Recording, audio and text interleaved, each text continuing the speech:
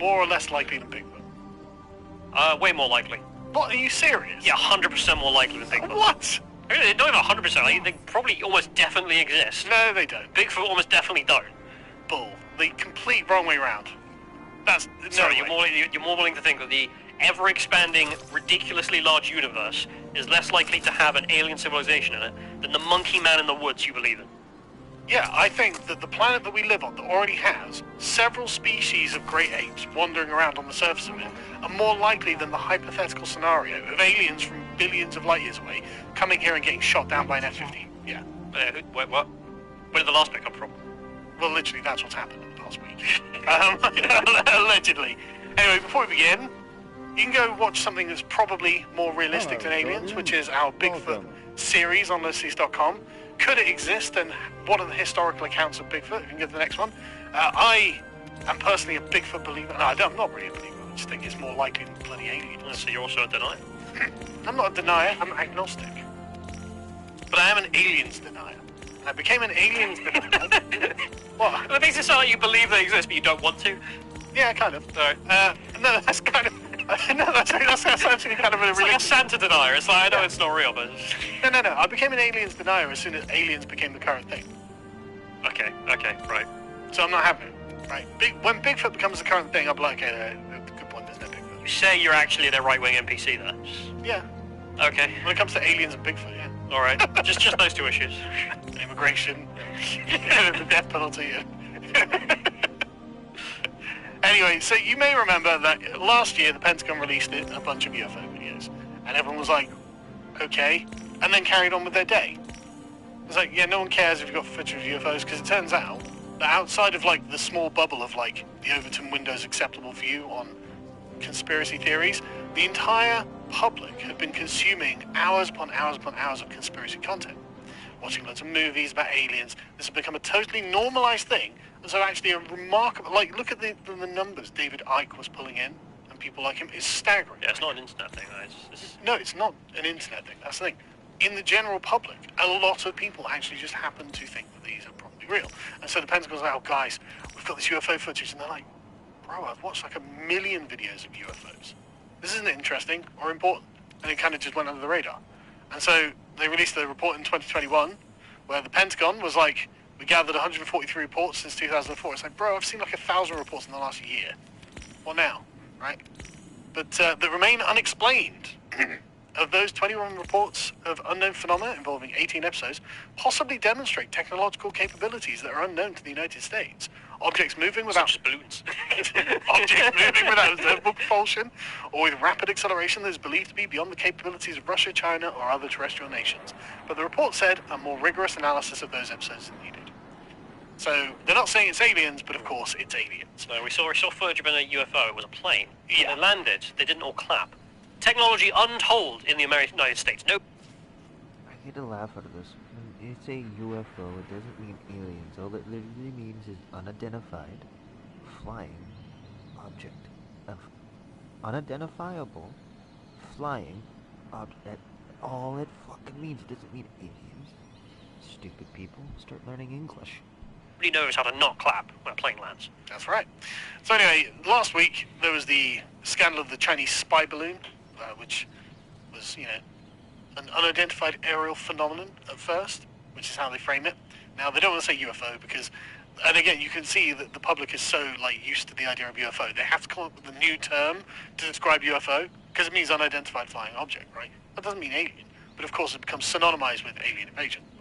So they've got, oh, it's a UAC, unidentified aerial phenomenon or something like that. Craft, yeah, or something. No, I wasn't annoyed by this at all. I was actually inspired. What, to get your own balloon? Yeah, I was thinking, well, what are we doing? Like, you captured the whole country, just put some message on it like Trump won the election, and just... But no one's asking the question of why a weather balloon that you cannot frickin' control. You have to send up in the air and hope the wind flies in the right way. Are you serious? Smack your head against a frickin' wooden table and you have better luck of hitting where your target is. A hope and a prayer like that. So how stupid are people? Bend it over. Like, could you imagine the fuss that would be caused? Yeah, no, have it so it's on a timer. So it goes up, and then after like a day or something, it unfolds the Trump one. It's a see more butts. Yeah, exactly, yeah. Like so many opportunities and no one's doing it. Obviously, we don't believe that Trump won the previous election. No. That would just be a funny troll. But I do think that the actual balloon idea is something. I don't know why Americans haven't taken this up. How hard is it to make a balloon? Yeah, I know, right? Anyway, Chinese can do it. so this was shot down, finally, after it cleared the entire United States.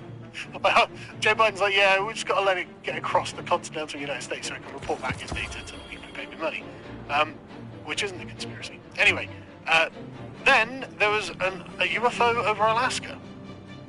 There was like, okay, what? And so the object, which officials have not characterized as a balloon, was shot down, according to Pentagon spokesman Patrick Ryder, who said the recovery team is now collecting the debris that is sitting on top of Iceland US territorial waters. What? F-35 fighter jets were sent up to investigate after the object was first detected, and then it was shot down, but they both brought back limited information about the object. The pilots later gave differing reports on what they observed, the source briefed said. The pilots said the object interfered with their sensors on the planes, but not all pilots reported experiencing that, and some pilots also claimed to have seen no identifiable propulsion at the object, could not explain how it was staying in the air despite the object cruising at an altitude of 40,000 feet. Don't believe it. Don't believe it. It's just a psyop. That's what this is. Psyop. If it was aliens, they wouldn't be reporting like this. Totally off. Bigfoot, yes. Aliens, no. You know why? Because they deny the existence of Bigfoot. The American government comes out, we've met aliens, here they are, they're pretty cool, they don't want to kill us. Bollocks. And you're like, but the American government's saying, I don't know. Where's Bigfoot? What do they know about Bigfoot? Can they find Bigfoot with their advanced technology? That's all I'm asking for. The conflicting eyewitness accounts are partly why the Pentagon has been able to explain what the object actually is, apparently. What do you need? It's unclear what the object looked like or where it came from. Apparently he was traveling northeast across Alaska, and he declined to provide a physical characterization, saying it was about the size of a small car, but not similar in size or shape to the Chinese surveillance balloon that was downed. He also emphasized they don't know the origins of the object, and they shot it down. It did not appear to be manned and was shot down because it posed a reasonable threat to civilian air traffic flying 40,000 feet. Officials have given no indication so far what the object is related to the Chinese or the surveillance balloon, and it's still being recovered from the ocean floor. Okay, fine, whatever. CNN covered this, and that's how I know this isn't anything interesting in any way, shape, or form. When Jim Acosta's like, well, this UFO was very... No, it wasn't. Psyop. Total distraction. Don't know what you're buying me over. Total nonsense. I'm not taking their word for it. And CNN like, hey, so you should pay attention to this shiny thing. No, shut up. Didn't care when the Pentagon were like, hey, look at our UFO videos. Don't care now. Aliens are not real, simple as. And then there was another one. Over Canada. Also flying at 40,000 feet.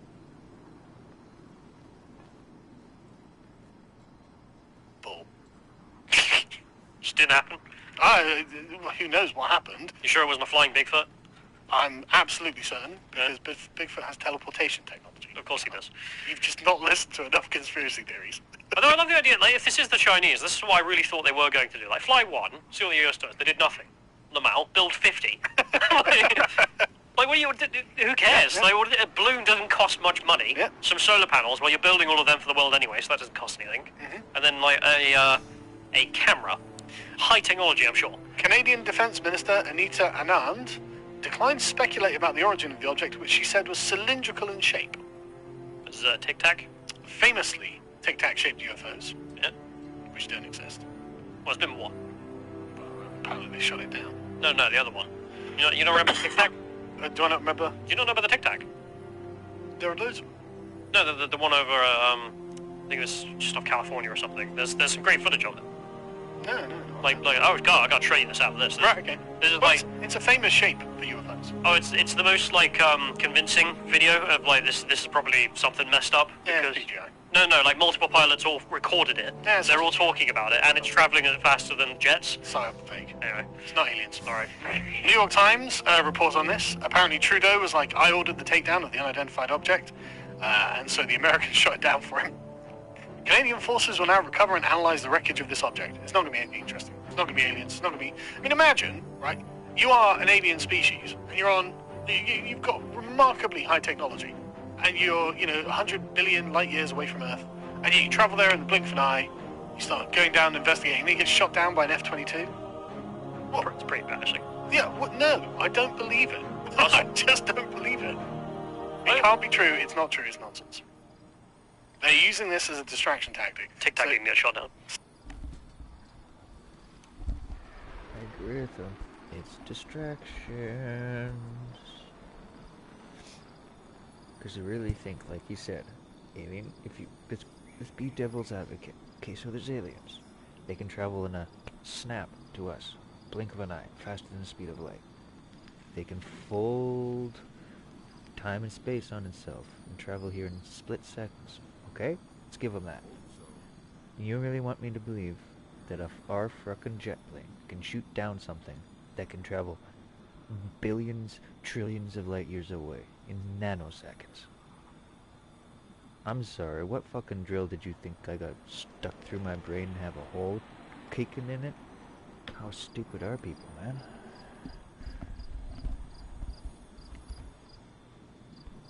Yeah, exactly. So you'll be paying attention to this nonsense and not something else. True is nonsense. They're using this as a distraction tactic. Tic-Tac didn't get shot down. Yeah, exactly. So you'll be paying attention to this nonsense and not something else, right? Biden and Trudeau discussed the importance of recovering the object in order to determine what the origin or purpose it was. And some officials believe it's part of an effort by China to hone its information to gather data about American military bases, blah, blah, blah. But then, actually, before we get on to that, CNN's live coverage, look at CNN's live coverage, right? They have the rolling ticker for this thing. Oh, something's been shot down. Oh, aren't you paying attention to the current thing? No. This is nonsense. It's going to be another balloon or something like that. It's nonsense, right? There's something about legacy media's tickers that just make them seem desperate. Yeah. Pay attention to this thing. No. So, Montana also closed its airspace recently over a radar anomaly. They apparently couldn't find anything that correlated to the radar hits, but they'll continue to monitor it. It's like, right, okay. All right. And you'd be like, well, it's all from China, isn't it? I mean, hopefully. What if we have a UFO as well? Say the Chinese. Apparently an unidentified flying object has been detected near Reizhou in China, according to their state media. Well, if Chinese state media say it. From their lips. No, I'm doubly not believing. Yeah, exactly. Now I know it's not true, right? But the funniest thing about all of this for me was the British response. Getting in on the game? No, we're not, but we wish we were. China may have sent spy balloons to UK as well. Rishi Sunak's like, yeah, well, we've got the Air Force on ready in case China wants to send a balloon. We're not interested. What Air Force? Yeah, exactly. But why would they bother? Like, if China's like, yeah, we're actually going to send a balloon across to this, oh God, thank God we're relevant for 5 minutes. It's a desperate plea for relevance. And it's like, no, we're not. Also, they own this place. Why would they spy on it? Yeah, You spy on your own bedroom. Yeah, we actually have footage that's alleged to be from the Chinese one, but let's go to the next one, John. This is the alleged UFO of China. It's a Goodyear written on the side. It's the blue. doesn't look in any way. Well, they're the fuss, though. High technology. What have they done? They put I can't rubber. verify this, as anything like that. So basically, this is all a total nonsense designed to distract you from something else. There was one interesting thing that happened, though, which was the lasers of Hawaii. So this in Hawaii, just these massive green lasers were seen just flickering through the sky. And experts believe that this is a Chinese satellite firing down green laser beams that were spotted over Hawaii last month because of the growing tensions. Does everyone forget Skynet got sent up? I'm not fucking joking. That's what he calls his satellite. Skynet. The lights are thought to be a remote sensing altimeter satellite. They do look weird and creepy, but obviously explainable. But also Sputnik was weird and creepy. Yeah. And you went, hang on a minute, it's just Yeah. And so a lot of people on the internet are like, hang on, are they talking about Project Bluebeam? Are they going to present us with holographic aliens and try and persuade us to actually join the New World Order or some nonsense like that? And honestly, I will believe that the governments of the world have collaborated to try and create holographic aliens before I believe in actual aliens. I swear to God. Well, there has been actual evidence that can corroborate that, so it's 50-50 shot in the dark. I do not believe in aliens. Before I kind of wanted to believe, I was like, oh, that would be interesting. Nah, No, not even. You don't even believe in foreign bacteria. okay. That's not really what we mean when we say alien. It is alien life. Yeah, I'm not saying it's not technically alien life, but that's not what we mean when we say you want aliens. them to speak English and tell you about how they met God, and just I assume they'll have some sort of universal translator. okay. But that's actually the conspiracy Anyway, theory. that's how I'll be like, I speak foreign. But that's actually what the conspiracy theory is, right? Basically, these aliens will come down and explain the error of all religious doctrines. Then step 2 will involve a gigantic space show wherein three-dimensional holographs will be beamed all over the planet, and then there'll be telepathic two-way communication, which will use low-frequency radio waves to make humanity think an alien invasion is about to occur in every major city. And obviously, there are lots of people going, well, it's kind of looking like they might be thinking that. And it's like, well, not really. Maybe. But either way, it's a psyop, don't believe it. There's no aliens. Deal with it. This is one of the points of Red Dwarf. Rimmer's constantly like, aliens. Like, there are no aliens. And that's one of the charms of the Red Dwarf universe. So there's just no aliens in it. So, like Dune. You wish, oh, you got all of space. No, there's nothing out there. It's just empty. Deal with it. Now what? I mean, mostly that is true. Exactly. As far as we can tell, that is completely true. So all of this hypothetical, well, look at my... Yep, we live on the Goldilocks planet, just the right distance from our red dwarf sun. Too close, you'll burn. Too far, you freeze. We're in the Goldilocks band. Welcome to some real science, folks. Get smart. Mathematical calculations of the chances of like life. Yeah, but where are they? Where are they? Where are they? The universe is like 100 billion years old. They're not here. You're wrong. I've become a deep alien skeptic at this point. Who's that guy? I can't remember his name. The physicist who did that. Like, completely forgot. Fermi paradox. Yeah, you're going up to Fermi and just like giving him a telescope, going, "Fucking find me." Just stop swearing. But I do agree. Like literally, it's like you can hypothesize that the numbers suggest my numbers. Bullying Fermi. Yeah, basically. But where are they, Fermi?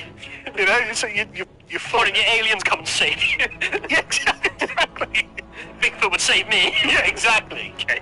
Hey, look, I way more likely to discover Bigfoot than aliens. That's all I'm saying. This was nonsense. If you appreciated that segment from the podcast.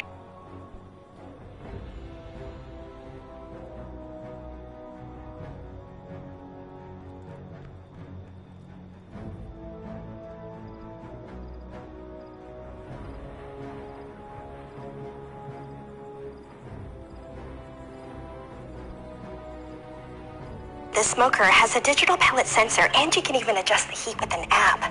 My gut says get it. What's your opinion? Sadly, it turns out that Tavistock is still in operation. Last June or July, I forget exactly which, we were all informed through the press that Tavistock would be closing down. They were told they were going to have to be closing down by spring of 2023, and spring is rapidly approaching, and it turns out that Tavistock is still operating, is still prescribing puberty blockers to children, and there doesn't seem to be any end in sight. Now, there's a lot of information to go through here, because I wanted to look both at Tavistock still operating, its origins, and also some of the research that it is based on. So I'm going to try and get through this relatively quickly, so bear with me. But before I do that, as we're coming up to the end of Black History Month in America, I wanted to remind everybody that MLK is not, in fact, a conservative hero, and to vindicate my feelings on the matter, you should watch the premium video that I did of the same title on the website that I think is very good. I put a lot of hard work into this. I did I can a lot attest of research. to the fact that you spent a lot of time and effort trying to research this and do it as well as you possibly could. Well, it's a contentious topic. It's an important topic because the regime that we're on at the moment, one of the moral foundations of that regime is of this mythical view of the civil rights movement of the 1960s. Apart from those meanies in the Malcolm X sphere, all the other civil rights leaders and all of everybody else, they were just peaceful people. They just ignored all of those riots that kept happening every single year throughout the 60s, the actual race riots. They were peaceful. MLK preached non-peaceful. We've seen that before. Yeah, exactly. It's that whole attitude. So you should check that out if you want to really learn what was going on during the civil rights movement. and how it has negatively affected us today. It's, once again, very contentious, but if you give it a try, I think I can convince you. Anyway, let's go on to it. So this article is talking about how the Tavistock Gender Clinic ran out of control because recently, over the past few days, the Times in particular have been putting out a lot of articles on the Tavistock Clinic, seeing as it turned out that, hey, this thing is still open. What's going on here? So let's take a look at the backstory of this, because some might just think of the Tavistock Clinic as, well, it's just trying to help children. It's just trying to help some children who are experiencing distress. And I'm not going to be able to go into as much detail as I would like to with this, because YouTube, sadly, prevents us from being able to say certain things about gender dysphoria and the things that cause it and what it actually is. In other words, they're censoring. You can say this, but you can't say that. Otherwise, you can say shh, boom. Line up in the corner. Kaboom. Obey the orders, or kaboom. Understand? Okay. So you might have to look at some of our other premium content on the website if you want some more in-depth information there. But so it's all based around this thing called GIDS, which is Gender Identity Development Services, and it was founded in 1989 by a man called Domenico Di Kegli, an Italian child psychiatrist. His aim was to create a place where young people could talk about their gender identity with non-judgmental acceptance. And immediately, straight away just there, the use of the word acceptance sets off alarm bells in my mind, because it's like, oh, there's going to be no critical thought applied to this. It's just, okay, we accept you. All right. In 1994, the service became part of Tavistock and Portman NHS Trust, and by the early 2000s, those working within GIDS noted that certain gender activist groups, such as Mermaids, and we've spoken about Mermaids before. Oh, we have, yes. Not an organisation I'm a particularly big fan of. They support gender-diverse kids and their family, were exerting an astonishing amount of influence on kids. Now, for most people, as far as I was aware, Mermaids seem to have been something that became very well-known only recently. I think it was after there was some sort of spat with their funding. In all likelihood, but it turns out that it was ever since the early 2000s, this organisation has already been exerting a massive amount of influence and control over how these treatments develop. And given that they're a charity, non-profit charity, designed to support these children, I would say that gives them an incentive to ensure that there is a steady supply of these children, to ensure that donations and funding keeps rolling in. That's just my view on it there, especially in regard to encouraging the prescribing of puberty blockers. Sue Evans, a nurse who worked at GIDS at the time, asked the senior manager why GIDS couldn't just focus on talking therapy and not give out body-altering drugs. According to her and another clinician, Barnes writes, and this is all part of a report, the senior manager replied, "It's because we have this treatment here that people come." So once again, setting out that there's a nice big incentive. If we don't have this treatment, if this isn't what we're known for, we might get shut down. And it clarifies that further in the article by stating that by 2020 to 2021, gender services for Tavistock accounted for about a quarter of the Trust's income. So they have built the entire service on this house of cards built around this very dangerous and, in my eyes, very experimental treatment they give to children. I've interviewed people that have worked at the Tavistock, and they say that the entire infrastructure is set up to push out anyone that disagrees with their so-called philosophy of treatment. I'm not surprised. It's how these sorts of places become the way they are. You get you get the radicals in, and then the radicals gatekeep anybody who isn't as radical. It was founded by a radical, exactly. So it's even more pernicious than that. Yeah, and in the year 2000, the Trust asked De Kegli, the originator of all of this, to draw up a report of who its patients were, and it turned out that most of GIDS patients were boys with an average age of 11. And this, if you look back at the research from the early 2000s and back into the 20th century, seems to line up, because as far as we knew back then, when gender dysphoria was a much less common diagnosis for people, it was something ridiculous like 99.95% of all people with gender dysphoria were boys. And it was a largely male thing. I'm not sure it was quite that resounding. I might be exaggerating, but I know that it was the vast majority, like 9 out of 10 at the very least, would have been boys. Something like that, yeah. And they would have developed it from a very, very young age. So, say like the age of 6 or 7, they would have started to experience distress in their own body. And more than 25% of them had spent time in care. 38. Most of them, almost all of them, are people on the autistic spectrum, or some sort of learning retardation.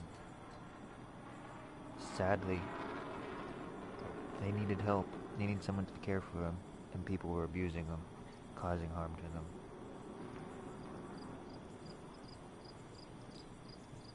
there's chopping off body parts is not gonna help these people, it's only gonna make things worse. Smarten up, folks. Percent came from families with mental health problems, and 42% had lost at least one parent, either through separation or death. This suggests to me, and I don't know exactly how I can phrase this, that perhaps the causes are not innate within gender dysphoria itself. Perhaps it could be considered a symptom, but... Some of them, they've been told all their lives, men don't cry, only women cry. Therefore, in their mind, they start thinking, well, I cry because of my feelings. I'm not afraid of my feelings. I must be a girl. See the slippery slope they're creating? It's a psyop. Don't fall for it, folks. Do not drink the cult Kool-Aid. But that's maybe going too far for YouTube, I don't know. I mean, childhood trauma can lead to something that I can't name on YouTube. Yes, I'm sorry we're having to dance around this subject a bit. Just blame Susan, and by the way, bye-bye, Susan. Yeah, I mean, I can't even talk about my professional opinion, right? Yeah, because you've looked into a lot of the research as well, I have, yeah, and the idea that psychologists are being throttled on YouTube talking about something that they know better than YouTube about, well... I don't know, Susan knows best. All praise and hail Lord's Lady Susan. Other problems such as anxiety and physical abuse were common among these people, and almost a quarter had a history of self-harm.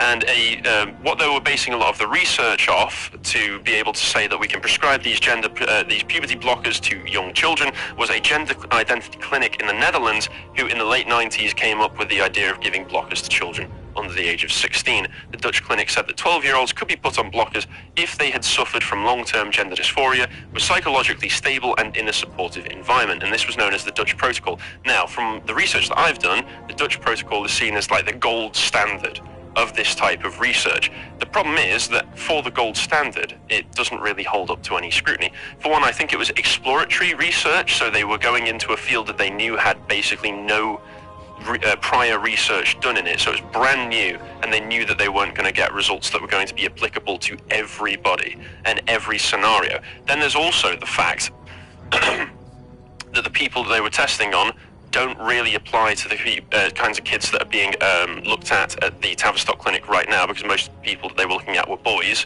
and most of the people that Tavistock and other clinics get now are young girls. And then there's the fact that the research itself was not done particularly well, or at least the results are not conducive to being applied to everybody, because they had a very selective process for choosing the kinds of subjects that were going to go through to the past the initial stages of the trial, and they basically selected for the people who were going to best take to this kind of treatment. Yeah, normally the... Yeah, there was no double-blind study, no guaranteed truth of outcome, whatever the outcome is. You have the results. No. They forged the numbers. Meddled with it to get the results they wanted to see. sorts of exploratory ideological studies, they don't have very good research methodology at all. And you can't really draw any conclusions from them anyway, because they're just one isolated study. Any academic worth their salt in the research sphere will know that you need at least several studies to start to get a picture of the nature of something, because one single study can be affected by various selection of biases. Yeah. If I'm remembering correctly, I think what they had was they had the initial trial of the... Exactly. There's biases. That's why there's a double-blind studies that are improper. The test subjects don't know if they're getting the placebo or the real thing. The people giving it out don't know if they're handing out the placebo or the real thing. Therefore, zero bias can be applied. The initial phase of the trials, and then once they got to the second phase where everything was going to get more serious and they were going to start really putting these people on prescription drugs, they had about 140, between 114 and 140, I forget exactly which, participants, and then they reduced those down to only the people who were most conducive to the treatment in the first place, which left them with about 70 participants for the rest of the trial. And even then, I think only 55 ended up being included in the final conclusions of the study, which took, years, as you would expect, and it discounted any results that weren't supportive of the... Exactly. In other words, called cherry picking, like a lot of the YouTube streamers I find about this game. They cherry pick their stuff. Hardly any of them are like me and live stream and show you it all to get the whole picture. Conclusions that they wanted, and this is the research that tends to get quoted and cited by every organisation, including mermaids, including the BBC, when they talk about these sorts of things. But anyway, let's carry on. So in 2011, Tavistock took an early intervention study to look at the effects of blockers on under-16s. Instead of waiting for the study results, GIDS instead eliminated all age limits on blockers in 2014, letting kids as young as 9 access them. That does not seem like due diligence to me. No. That seems highly irresponsible, in fact. And in 2009, GIDS had 97 referrals. By 2020, there were 2,500 with a further 4,600 on the waiting list. That just shows how much this thing exploded in that time.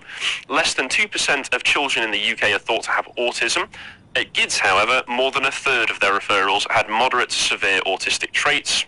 Interesting thing to note there.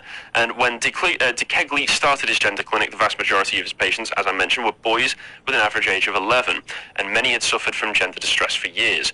By 2019 to 20, girls outnumbered boys at GIDS by 6 to 1 in some age groups, especially between the ages of 12 to 14. I wonder why that might be. I wonder if girls, especially girls going through puberty, are particularly disposed to kind of social pressures and groupthink. Yeah, that's a good question. There is something that you can tell from the typical demographic of a specific thing that I can't name on YouTube, is that when the patients change in their demographic details rapidly, it seems like there's some sort of social force at work, because normally you can get a decent profile built up of what's the most likely person to suffer from this thing I can't say on YouTube, and then you would be like, okay, well, if we have a sudden influx of people that are outside of this patient profile, then there must be something external going on here. Yes, but the response that we get when we say this sort of thing, when we say that there's a social aspect to it, there's an aspect of social pressure. I saw it when I was a teenager. You would have saw it as well. I mean, it didn't. I didn't really see any of it when I was. Oh, not this specifically, but young girls jumping onto trends. Oh right, yeah, of course. Every girl became an emo, and every girl all of a sudden, and I'm not saying that this was better than what we have now. I'm not saying that it was a good thing.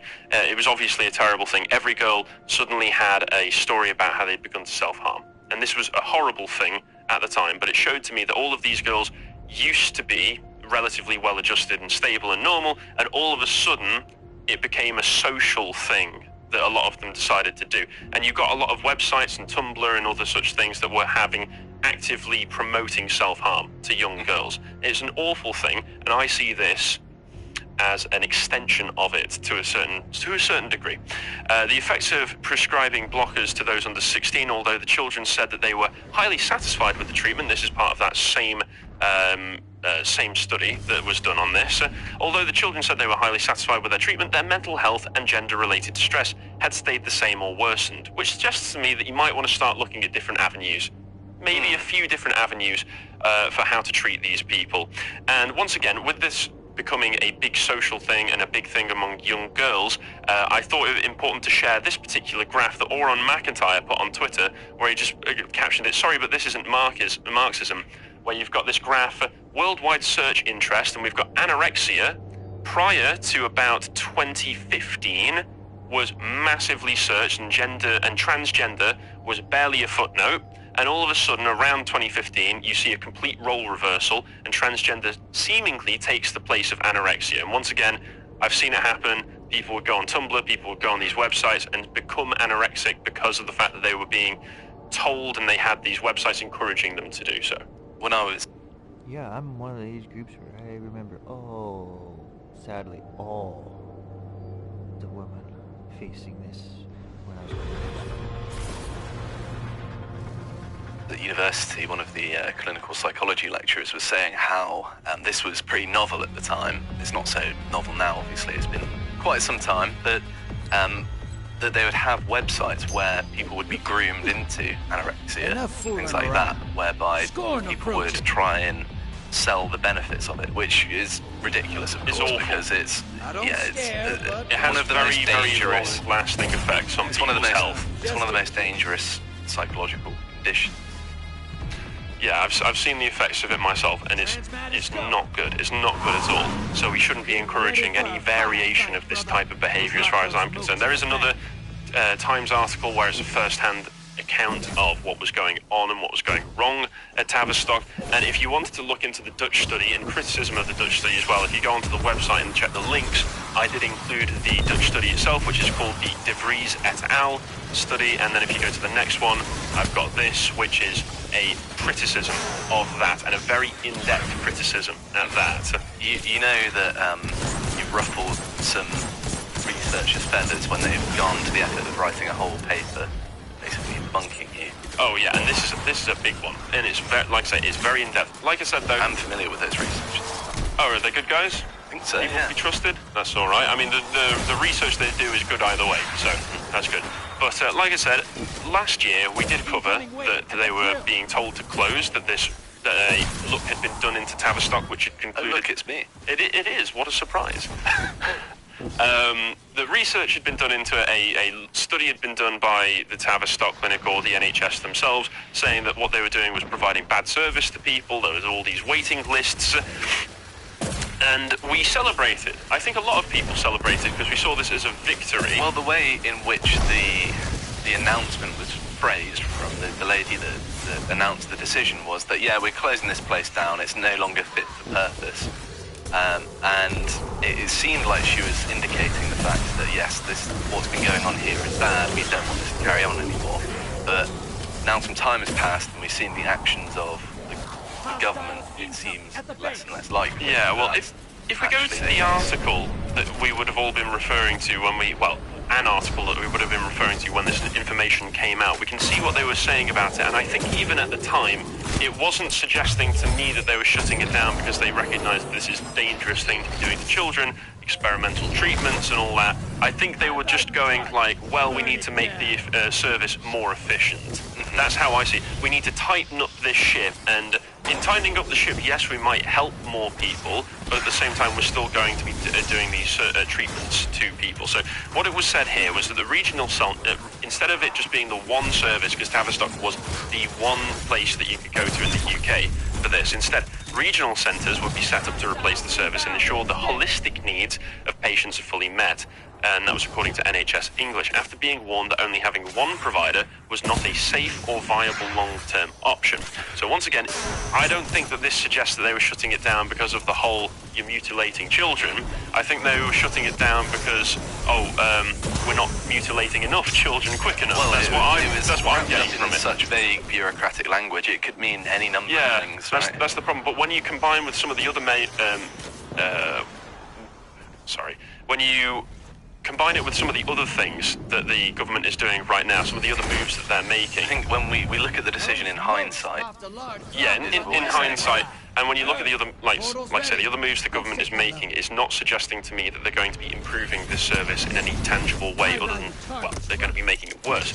So the service was criticised for its care of patients both inside and outside the clinic, also had record waiting lists. Doctor reported concerns that some patients were referred onto a gender transitioning pathway too quickly, and including one of the people they mentioned in this article, somebody who was quite famous, infamous a few years ago, Kira Bell, 25, who brought a High Court case to the Tavistock Clinic challenging its use of puberty blockers. She said she was pleased with the decision to shut it. She was prescribed puberty blockers at the age of 16, but later changed her mind over her decision to transition to becoming male, and she argued that the clinic should have challenged her more over her decision to transition. Sadly, because of this, because of the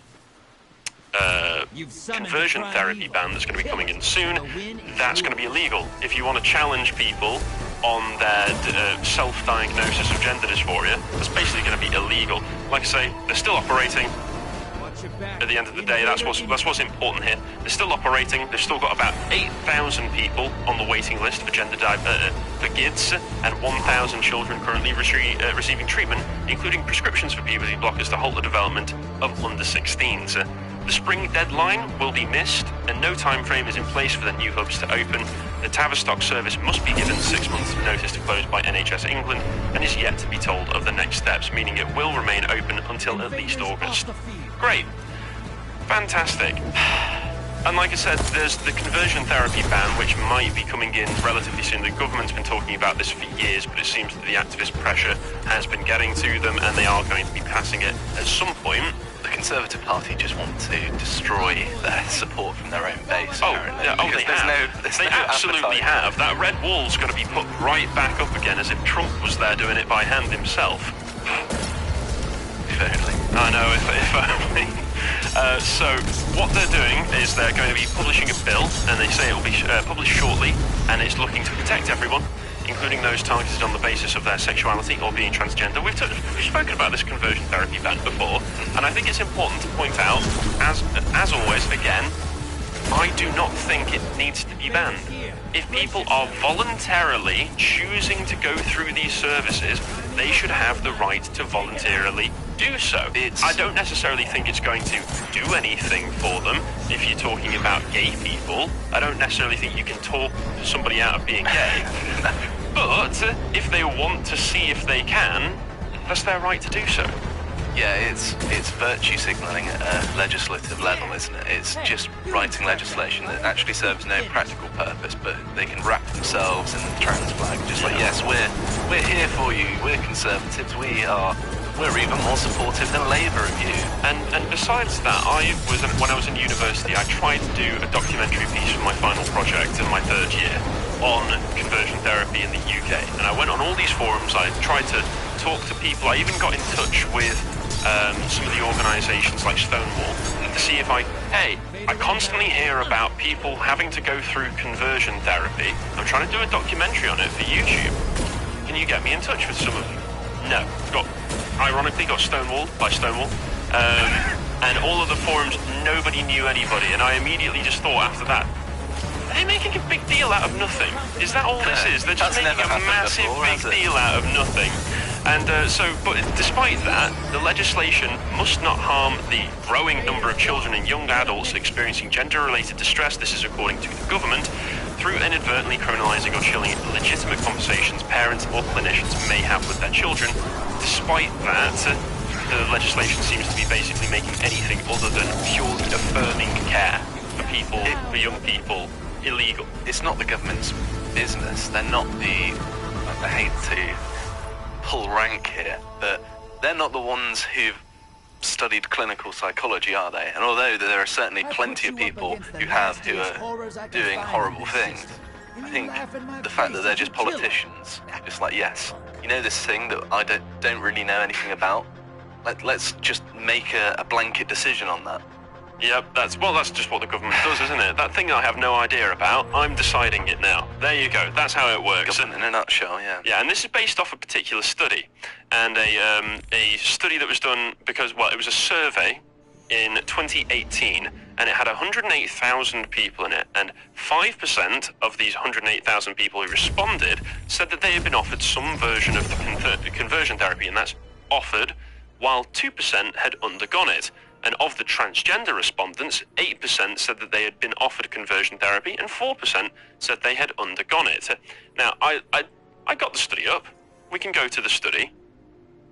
And I looked at the numbers, and I decided to crunch the numbers. And the study itself said that 13% of the respondents were transgender. So let's crunch those, okay? Mm-hmm. So of the full sample size, which was given, I think, as 108,100, 5% equal... 108,100, is that of just all conversion therapy people? No. That's just of people who responded to the survey. Okay. And then 5% of that overall say that they were offered conversion therapy. So that comes out to about 5,405, okay? Then 2% is 2,162 went through conversion therapy, according to their own self-reporting. And of the transgender respondents, 13% of total respondents, that makes it 14,053. And then 8% of that being offered it is 1,124. 4% is of that total number is 562. So we're talking about minuscule numbers of people, less than 10,000 most of the time, less than 5,000, and in the case of transgender respondents who said that they went through conversion therapy, we're talking about less than 1,000. That's how widespread and evil this issue is. So that's what they're trying to do. That's the research that they're basing this off of, so that they can ban it. But let's take a deeper look at that information. So this is the government's website talking about it. So this is who offered and carried out conversion therapy, and this is going through here. So we can see it was mostly faith groups. So mostly faith groups offered it. Other than that, we've got parents and guardians, person from my community, and you've got 11%, close to 12% people saying that it was a healthcare provider or medical professional. And if we go to the next one, where we see who carried out the so-called conversion or reparative therapy, it was the next graph down, I think. Yep. It's just 50% faith organisations. There was about 30% healthcare provider, but let's be honest, that will just be talking, won't it? That will be, okay, before we go through any major surgery or any major treatment, let's talk. And apparently that's just causing distress to these poor kiddos. These 562 people just could not bear it. So what this is suggesting to me is that they want to criminalise having conversations with concerned family members and friends, and they also want to prescribe faith organisations and churches from being able to undertake services that really should be no business of the government's. That's what I'm seeing suggested here. Well, it's certainly no business of the government. I don't know whether faith organisations are well positioned to deal with the issues. Whether or not that's the case, the only actual interview that I saw given by somebody talking about what they went through in this made explicitly clear repeatedly, I chose to put myself through this. I was given the choice. They said I don't have to, but I wanted to because I'm gay and I am Christian, and I decided to try and do it. It didn't work. It was a waste of time, but he chose to do so. And if people choose to do so, that's their choice. The consequences that come off the back of that are their choice. People should be able to choose what to do with their own life. It shouldn't be anyone else's business what decisions they make, as long as they don't harm anyone else. Yeah, and I find it funny as well that this is just taken down to faith organisation or group without specifying whether it's churches or a different faith, shall we say. So I question how this is going to work, say, if it's being offered by Muslims, a mosque, for instance. Well, it won't be enforced like any of the other laws, where there seems to be an unwritten Muslim exemption to lots of our laws for some reason.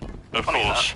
And if you want to look at the research in more depth that the government put out, then you can find, once again, in the link on the website, the actual document below. But yeah, there you go. That's a lot of research and a lot of information regarding the Tavistock Clinic. I hope it didn't bore you too much, but it's all very important to know why it's important and dangerous that the Tavistock Clinic is sadly still run.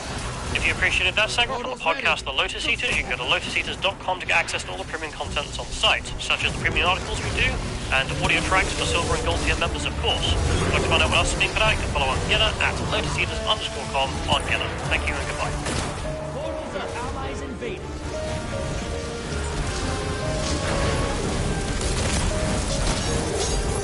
Incoming hostiles at the ring. Thank you, you'll summon a primeval.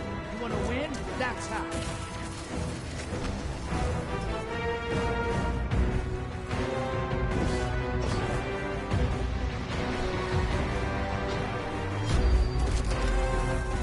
Your invaders down, but they never kill.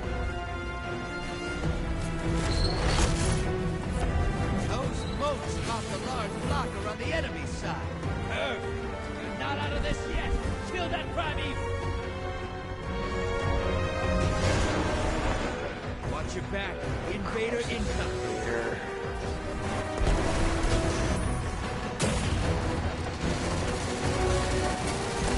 The invader down. Thanks.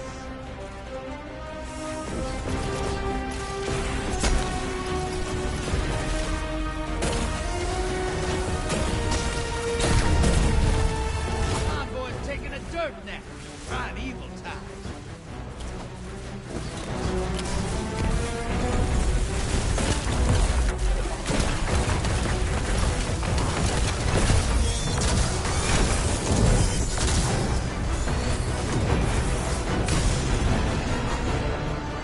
Allies headed to the other side.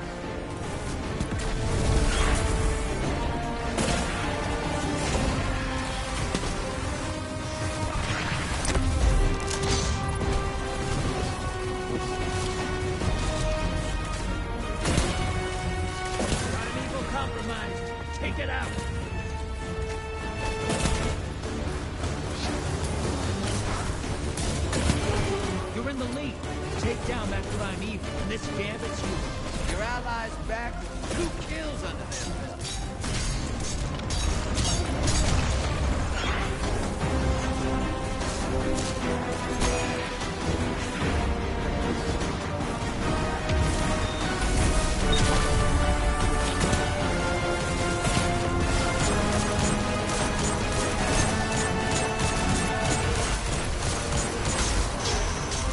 Convoy's taking a dirt nap. Primeval time. That primeval's not long for this world. Burn it down. Take this game. Sometimes I forget you killed the god.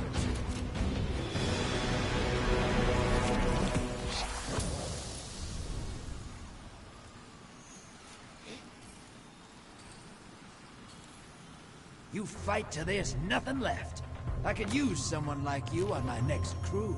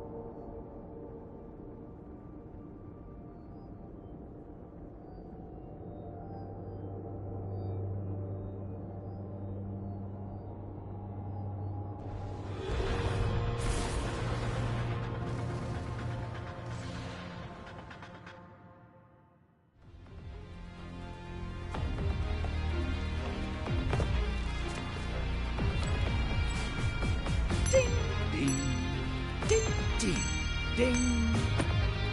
Cabal on the field. Let's bet big.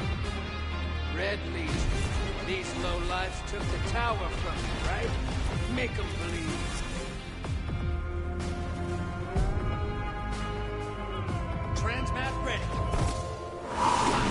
Get ready for a firefight, brother, and drop those motes in the bank.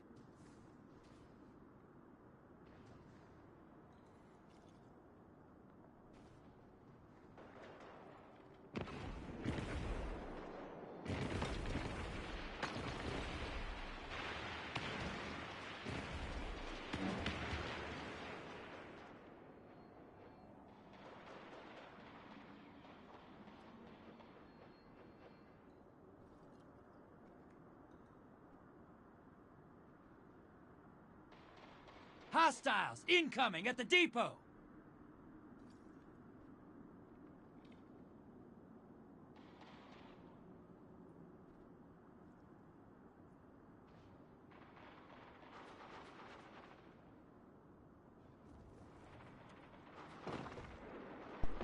Apologies there, you stream. I had to grab a cup of coffee. I thought I'd be back before I loaded in. Incoming at the gulch!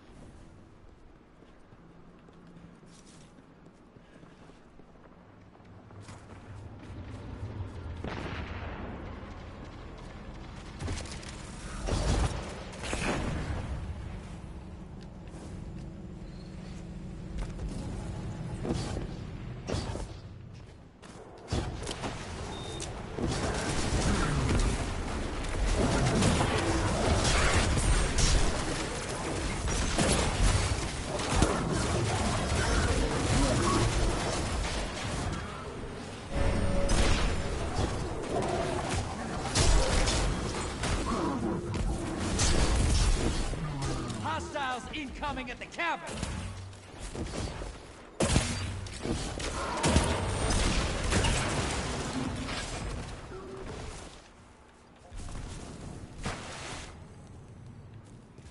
High-value target. Burn it down. Portal's ready. Your allies invading the other side. Small blocker outbound.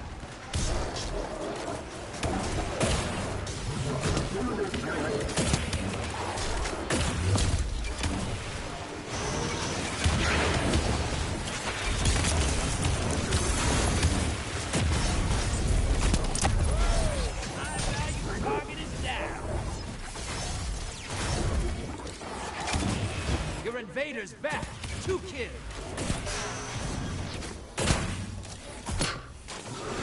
Incoming at the goal. Dudes, I'm full. You guys have to pick up those notes before they disappear.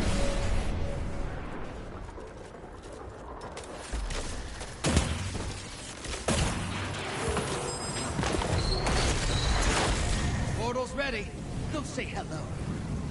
Okay, hello! This is what the Taken feel. Revel in this.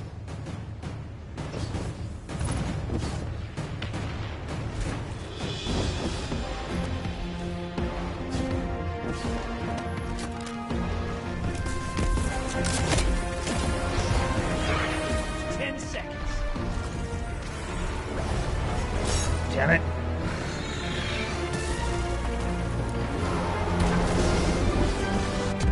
Bringing you back. Good. Smart ass fucker. How did you pull that off?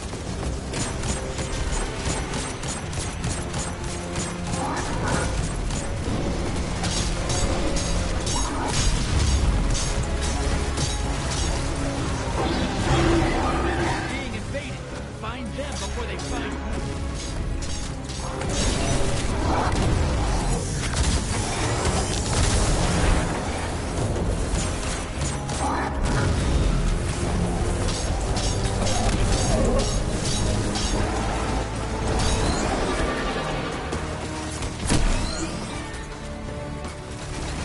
Enemy invader is down.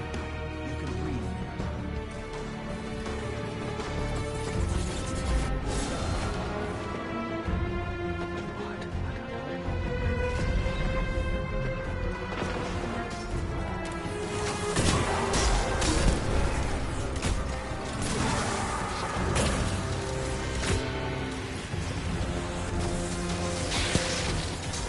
That primeval's compromised. Hit it with everything you've got.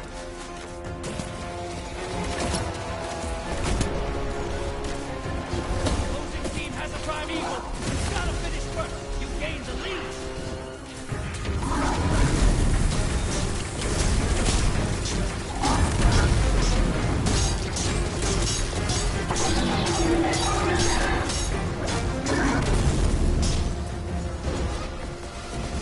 Your allies invading. Invader inbound. Hunt.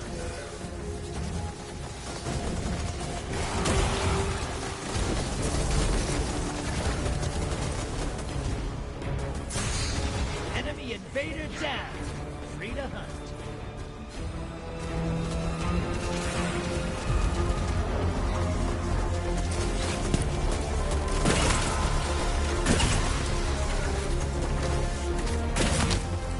Your allies back.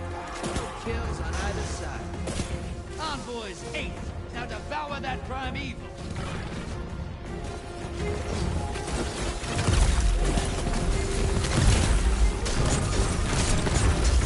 That primeval's not long for this world.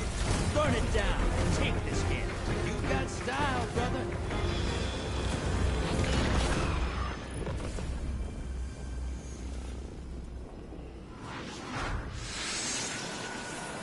Look at all those moats. Packed tight and shiny. You're getting paid today.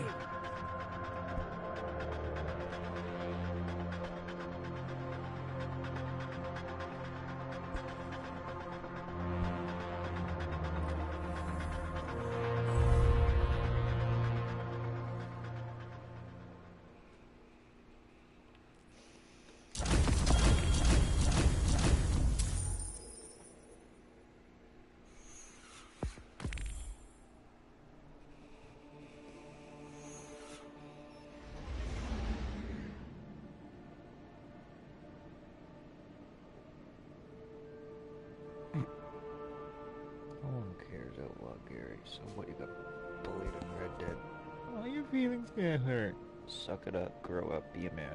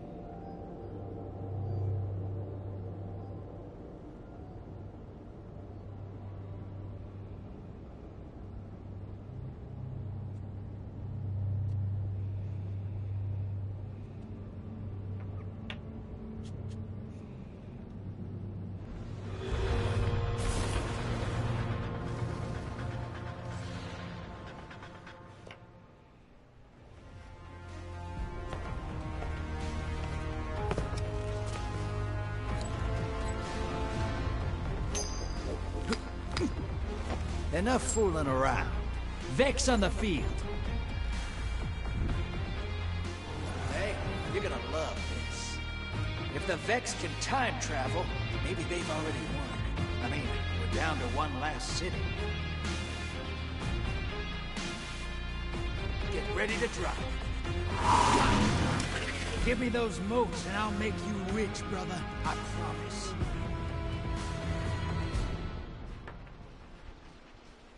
The Vex never time traveled to simulated alternate realities.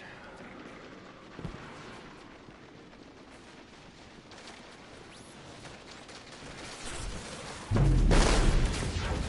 theory, yeah.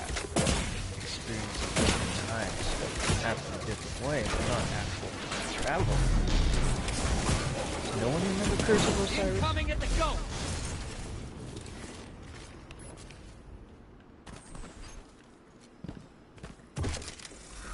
Or am I just lucky enough to remember what I heard that night?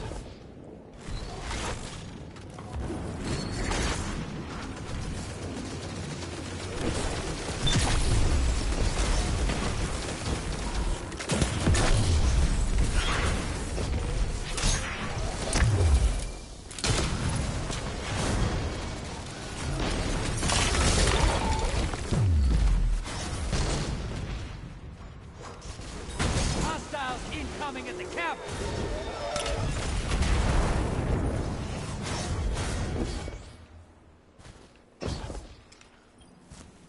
Of all the people, there's gotta be someone that runs right in front of the Vex Hydra, ain't there?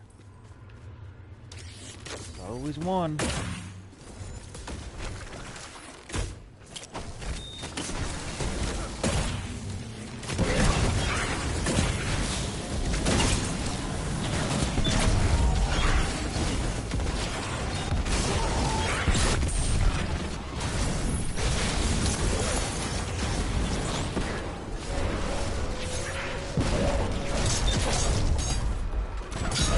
Boat's draining. The blockers must die, brother. Hostile incoming at the depot. High-value target is on the field. Hunt it down. Let's put some rounds in it.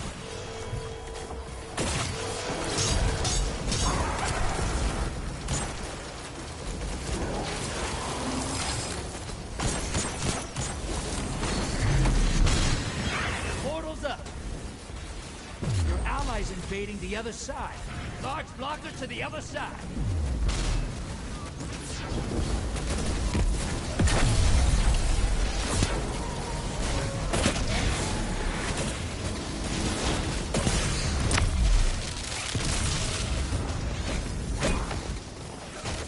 Yeah!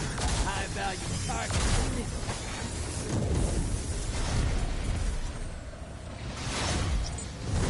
Your invader's back, with 3 guardians down. Glad they're on your side.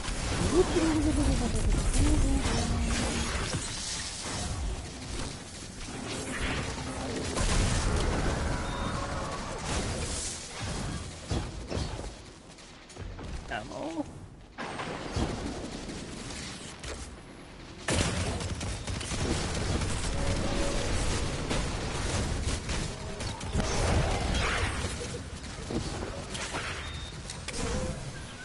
Hostiles incoming at the cabin.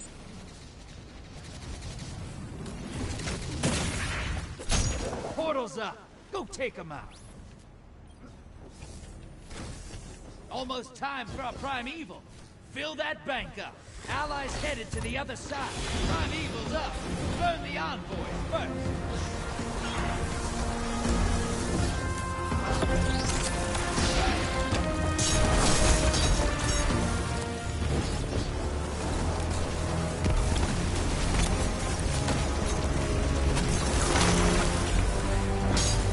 Primeval compromised.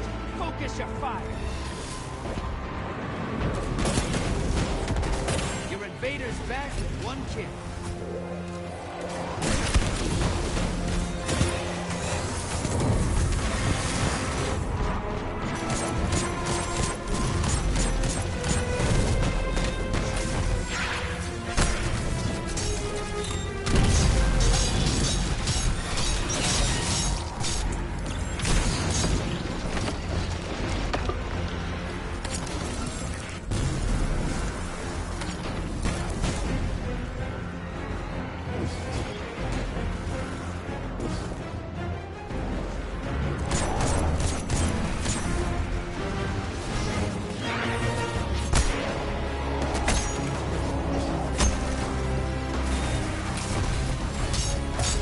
Envoy's 8.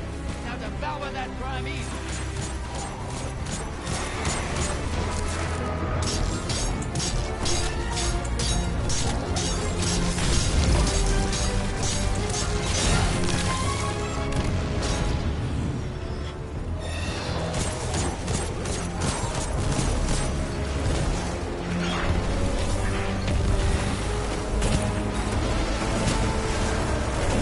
Invader inbound.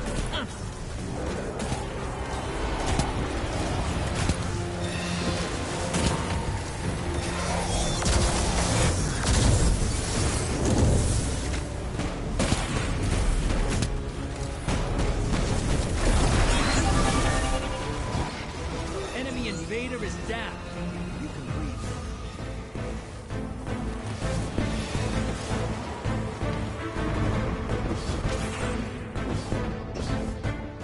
Come on, team. Where are you guys? Let's go.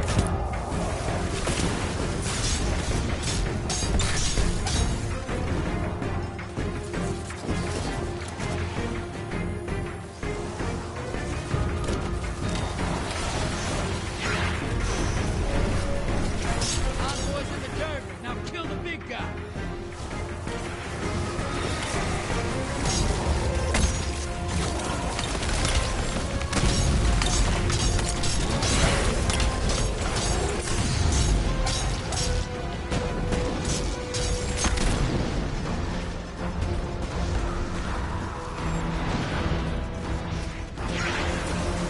You're being invaded.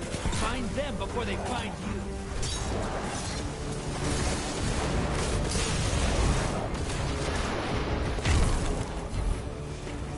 Enemy invader down. Hey, you can't blame them for trying.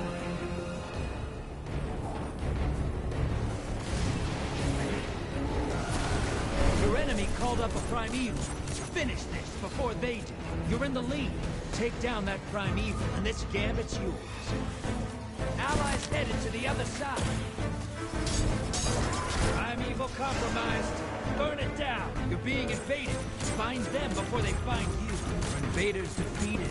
Bringing them back.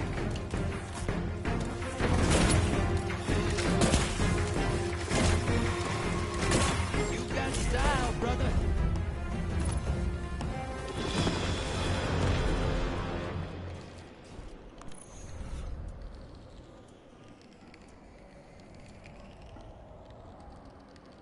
You fight till there's nothing left. I could use someone like you on my next crew.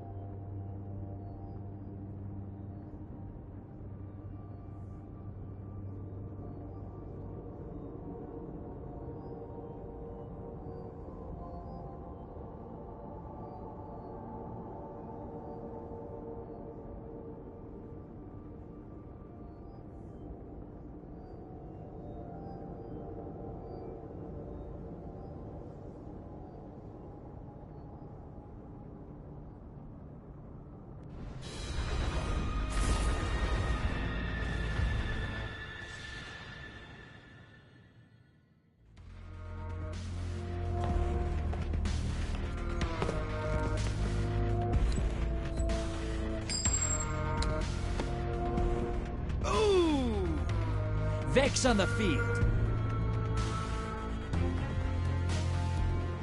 Welcome aboard. If you catch Vex instead of kill him, you could double the city's power easy. Just saying. Get ready to drop. Drop those targets, take the moats, and bank them.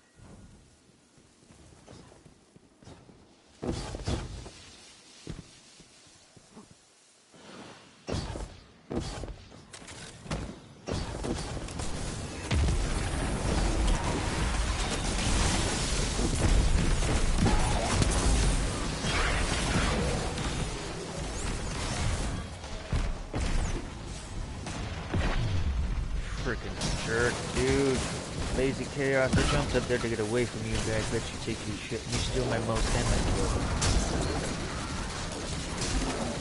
kill. Incoming wave at the drill. New team fight each other, we all frickin' lose. When the team works together, we will all win. Smarten up, guys. And you better smarten up now.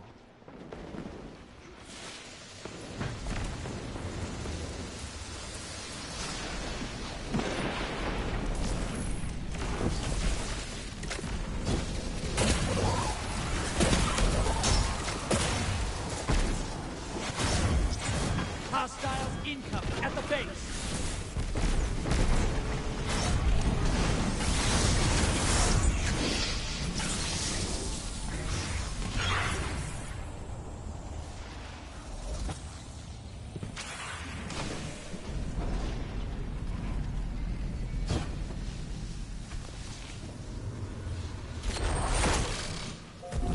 You just sicked a large blocker on fellow Guardians. I can hear him scream.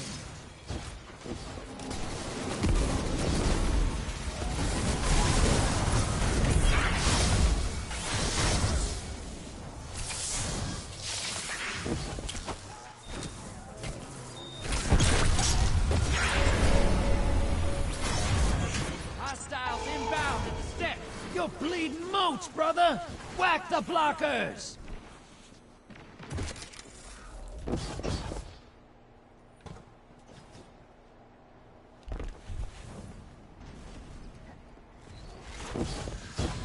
Portal's ready. Go say hello. Allies headed to the other side. That should keep your enemy busy. Let's see more moats.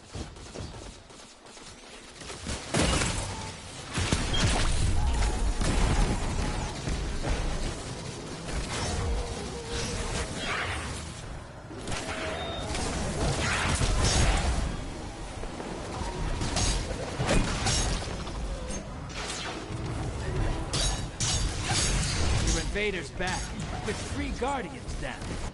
Glad they're on your side.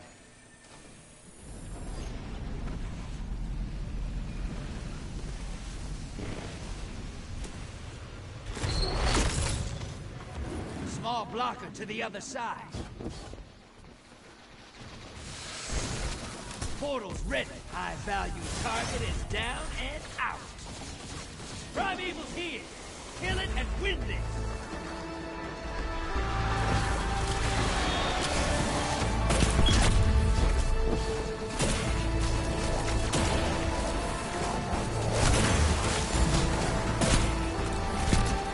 Envoys eliminated. Focus on the Primeval.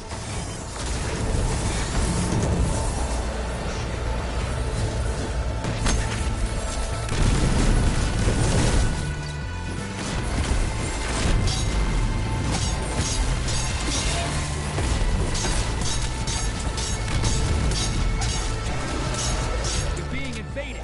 Find them before they find you. They're on the envoys. Right in the middle. Enemy invader Nicely down. done.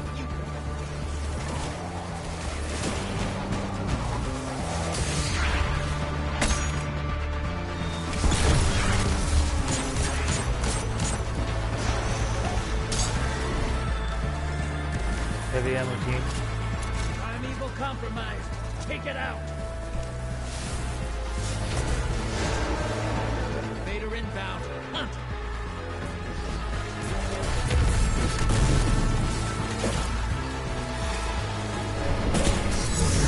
Enemy invader down.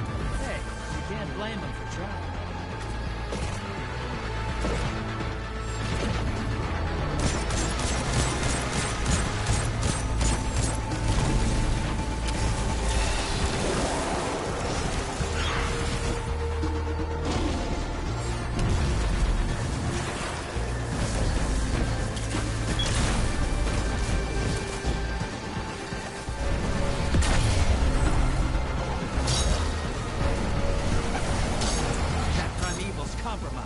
Hit it with everything you've got. You're being invaded. Find them before they find you.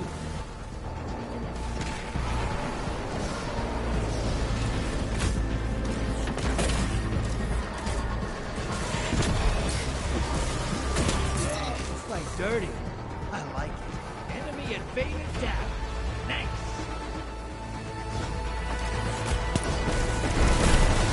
Sometimes I forget who killed a god or two.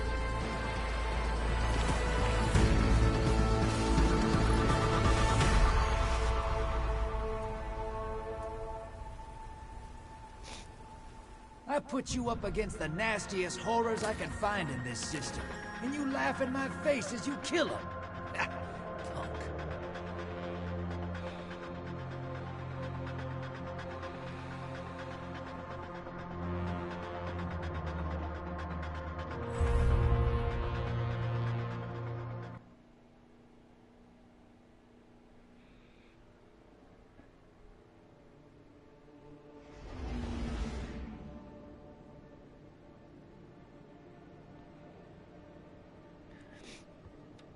Okay, see, and those guys, I'll give them credit. They listened to me. When I warned them to work together, not against each other, they started doing it. That was good. I hate it when people ignore me like that and they just literally throw away the game right then and there.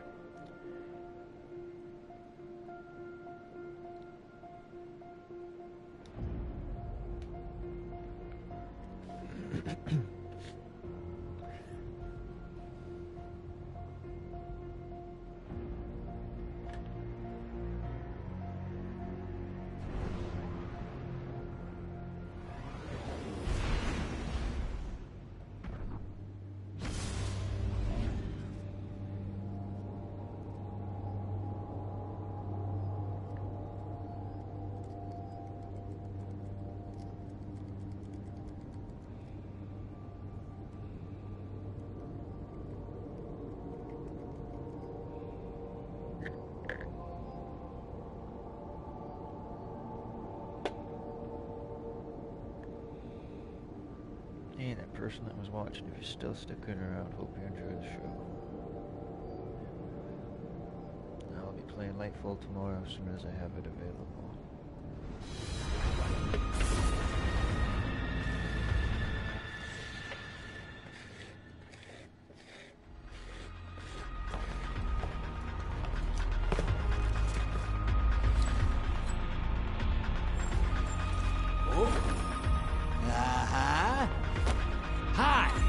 Bring a sword.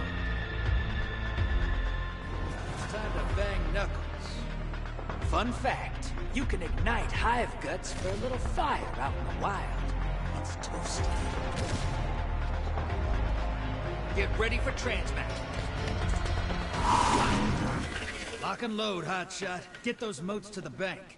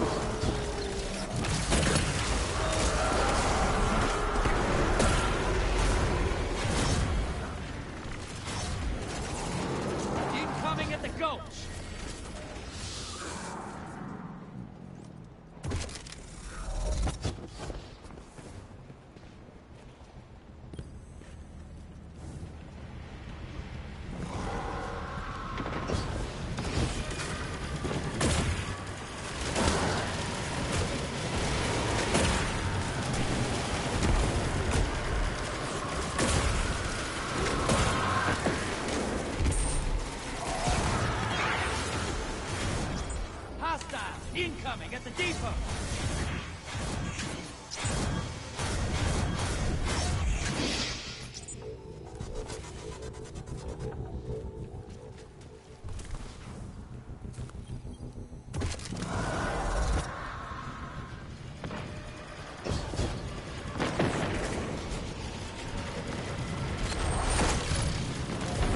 Large blocker set!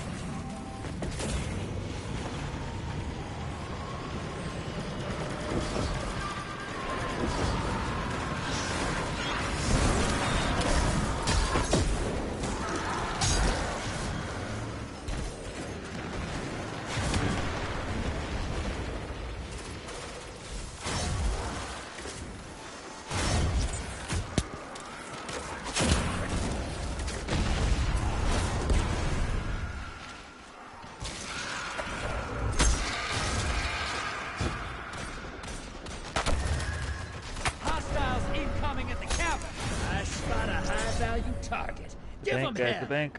Hey, you're losing motes. Ice the blockers.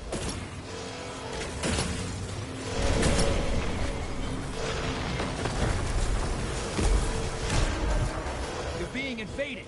Find them before they find you.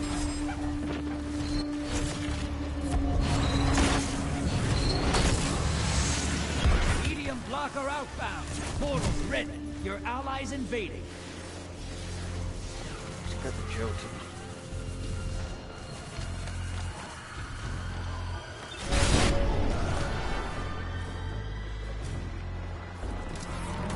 Your invader is down.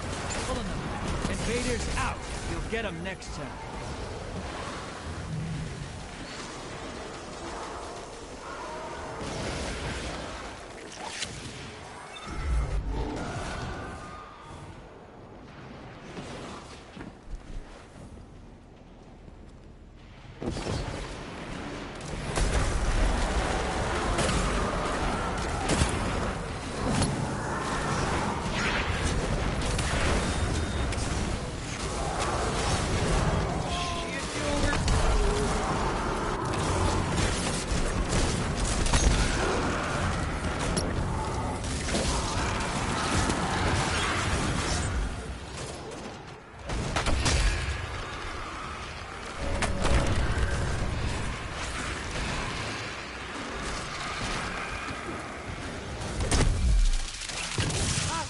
Incoming at the depot!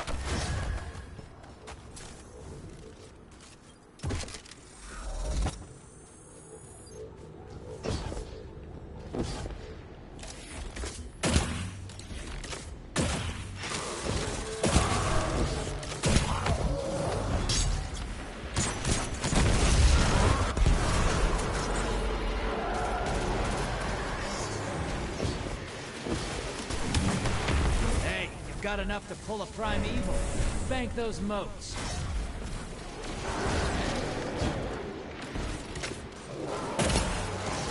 Incoming at the gulch.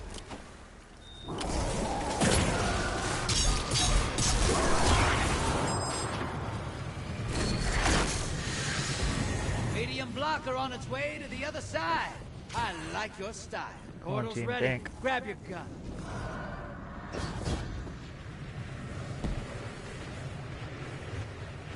Your invader's down, but they swung a kill. Opposing team's got a primeval. Once it dies, they win. Why is this another one of the teams that don't listen? Bank, we would have had the primeval.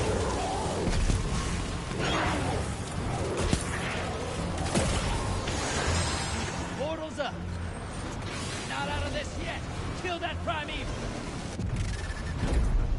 Embrace the darkness. Take out those guardians.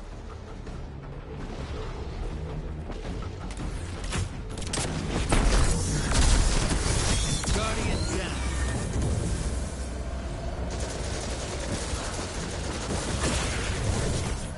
10 seconds and I pull you back.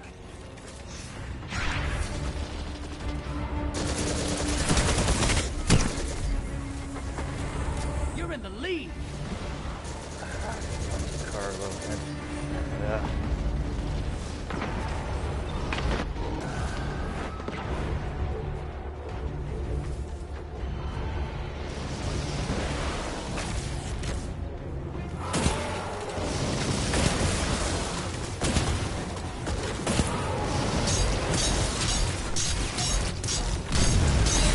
The lead's yours. Watch your back. Invader incoming. Allies headed to the other side.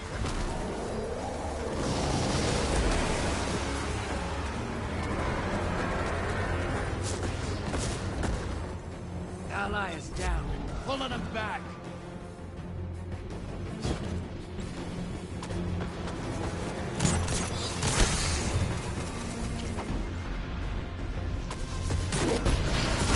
Invaders off the field.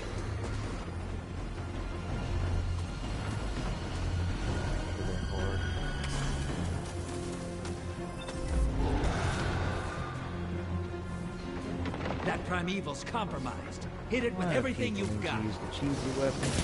Oh yeah, they don't know how to aim.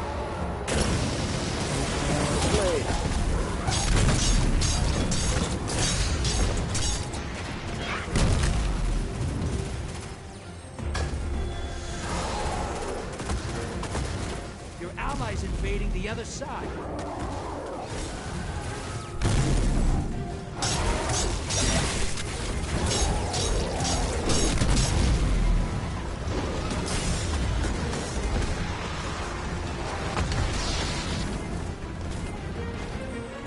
You're in the lead.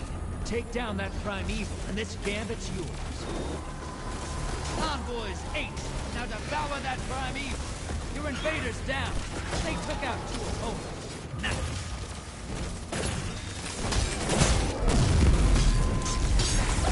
That primeval's not long for this world. Burn it down. Take this game. Yes, sir. That's what I call hunting. Way to go, team.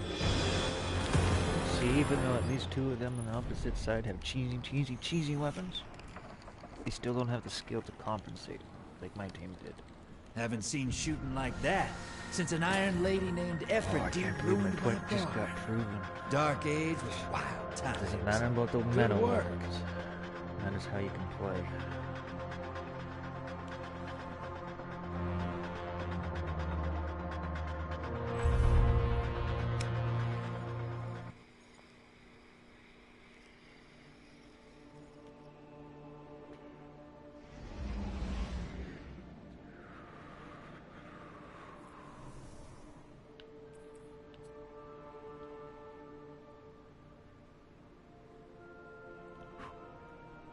Yeah. Excuse me, I have this, but I don't use it much unless I have to, and people start cheesing me out. Same with this. Tied with this.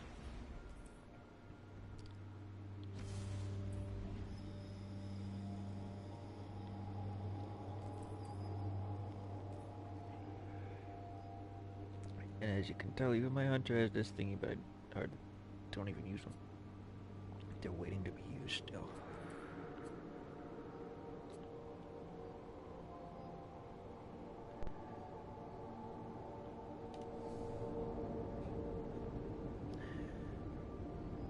And I don't remember if it's on my Titan or Warlock right now, but I also have Symmetry, my favorite exotic of all, aside from Forerunner.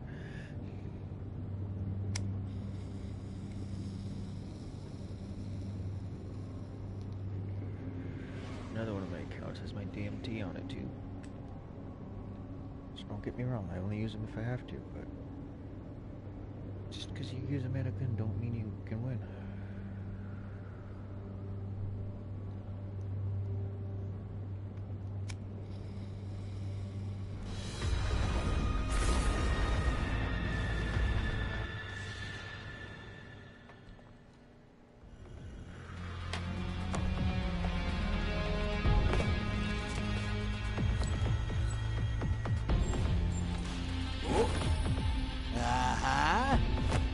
Scorn approaching. It's time to bang knuckles. Never trust a Scorn. They're little balls of instinct. Shoot first, talk to it later. Transmat prime. Lock and load, hotshot. Get those motes to the bank. This map. Shoot, team 3 of them are on the same clan. Do not hold back. Give it all you got.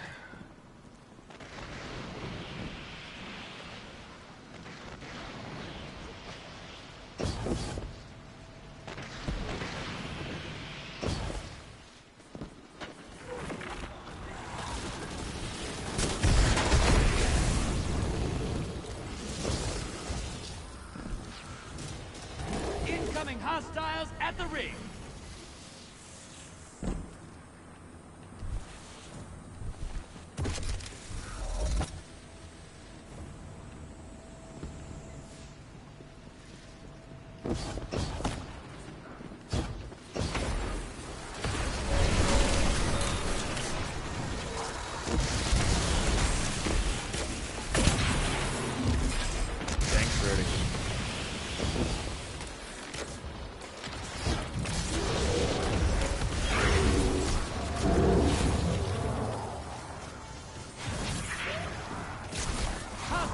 Incoming at the burrow!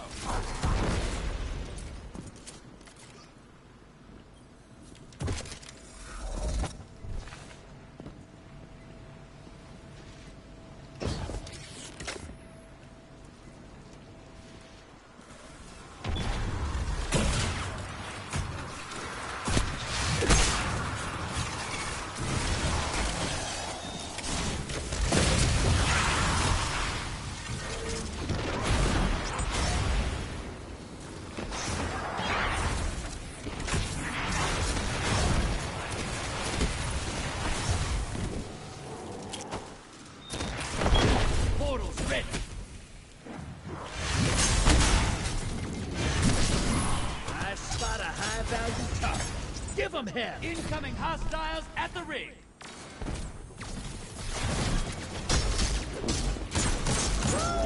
High value target is down.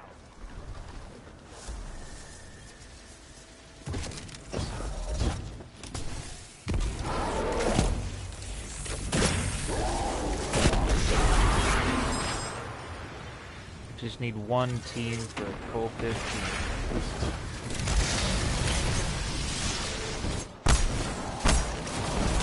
Thank you.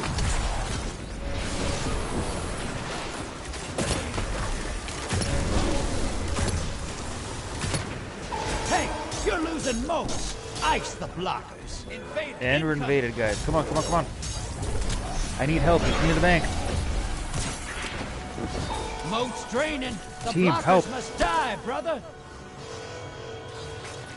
Come on. Not one of you bunch of fools again. Hostiles incoming at command. Two of you are sitting with 15, killing, making us lose Invaders bones. out. You'll Not get 'em working on the next bank while we're losing everything. Come on.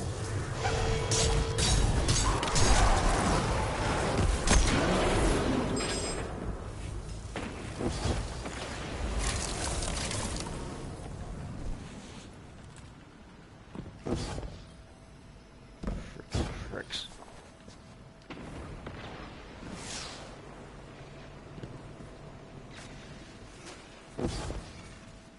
Clearly not giving it everything you got.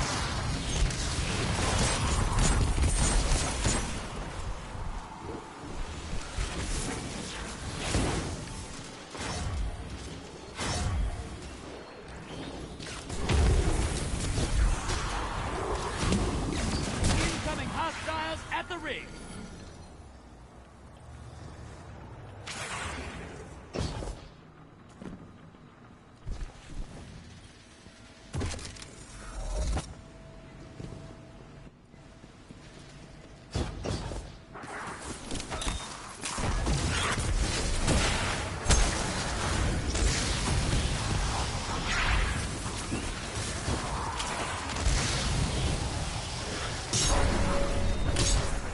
Thanks, guys. Stop the blockers. Invaders here. Brace yourself.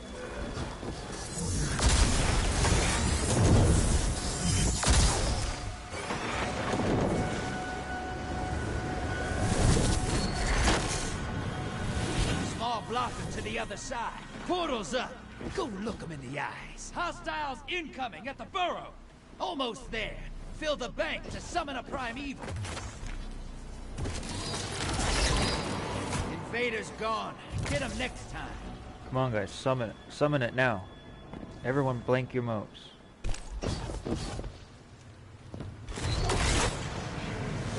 Opposing team summon the primeval. If they kill it, they win this. You're invading.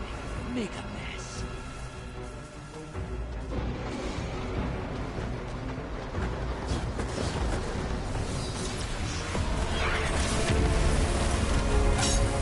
One down. 10 seconds left.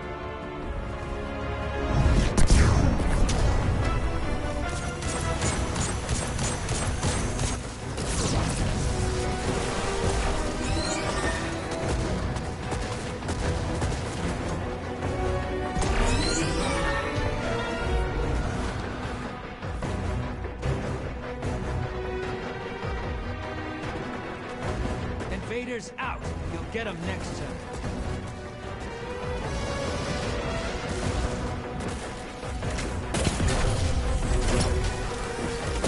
Primeval compromised.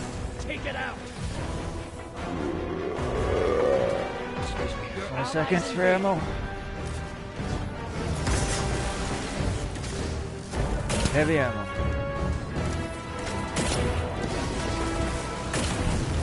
You're ahead.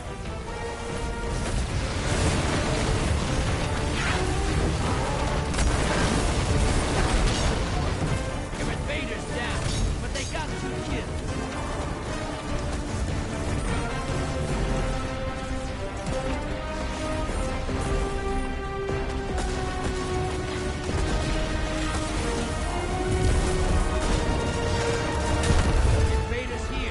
Brace yourself. That primeval's compromised. Hit it with everything you've got.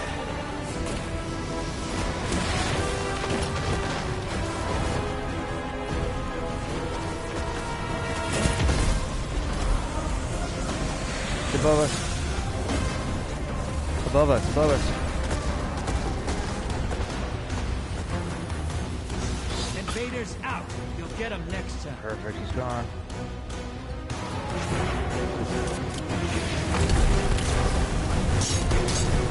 Allies headed to the other side. The lead's yours.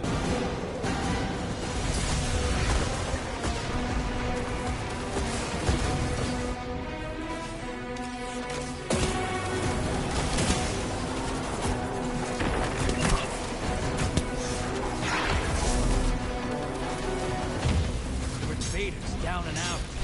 They're heading back. Envoy's taking a dirt nap. Primeval time. That primeval's nearly dead. Watch your back. Invader incoming. You got style, brother.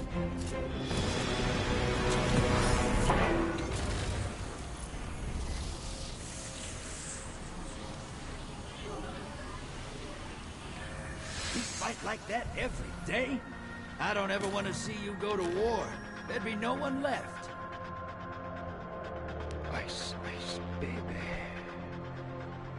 The Iceman cometh. Good going, team.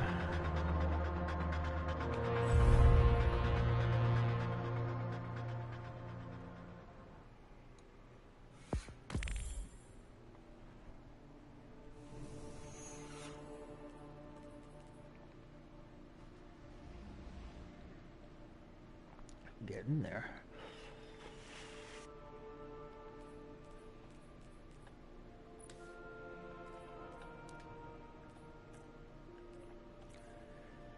So, I have this. I just need to finish this one. This one. I don't know if I'll get malfeasance. That was a tricky one. I'll have to do it with a friend or two. But those are the things I'm working on.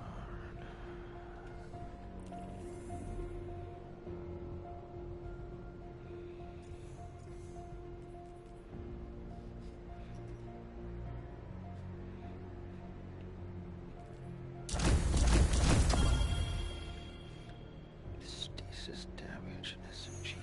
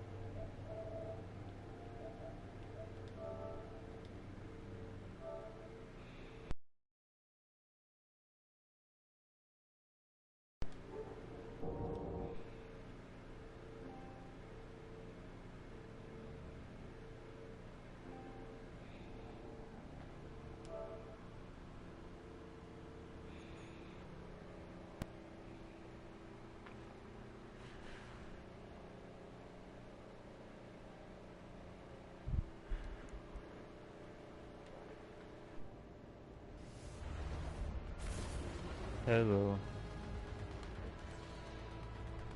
How's it going?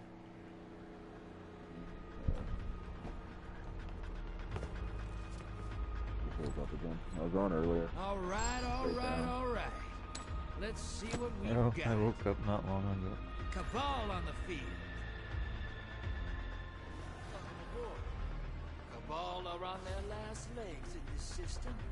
Let's cut them out from under.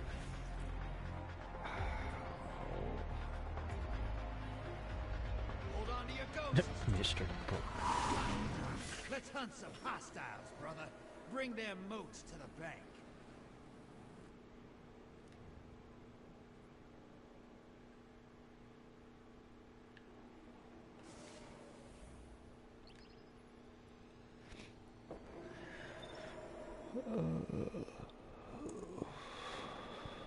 You still wanting to do Gambit today?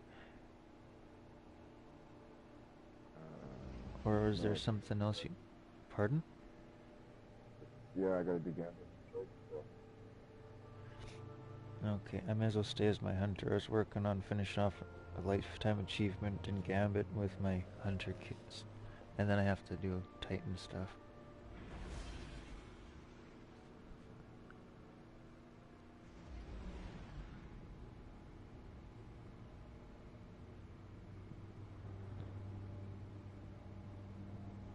So they try to make it a lot harder to leave out of Gambit, but it's still really easy if you just jump to the tower and then launch. Even though they removed holding, so it used to be as simple as tap your touchscreen so the ghost appears, and then you hold triangle to leave to orbit. Yeah. Well, now you just have to open your map and travel to the tower. It's a little bit slower, but you can still quickly get the hell out of there. I'm laughing at that. The devs didn't fully think that one through. They tried to stop people from leaving after the start of matches, but you can still leave at the start of the match. Oh, too funny.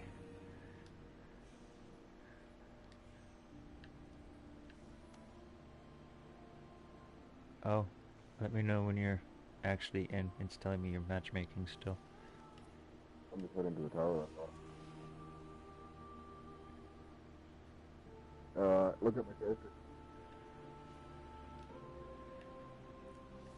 Okay.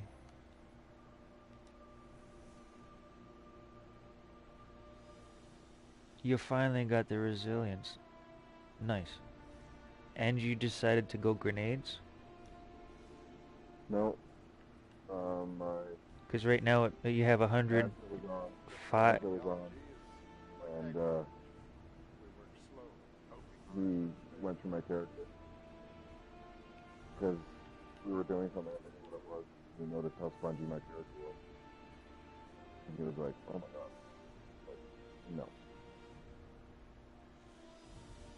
Yeah, I was trying to help you out with it, but like I was saying, I was only just figuring out Titans. It was one of my just mess around characters. So I'm glad someone was able to help you figure it out. I don't know, we haven't tried it yet. But I'm just... No, it should work a lot better with having the 100 resilience and a bit over. I was just surprised you chose discipline for grenades over intellect or recovery, for example. Interesting choice. But then again, how you wanted to play as the stasis character. That grenade at 100 is holy shit! Less than a minute, you're throwing another grenade?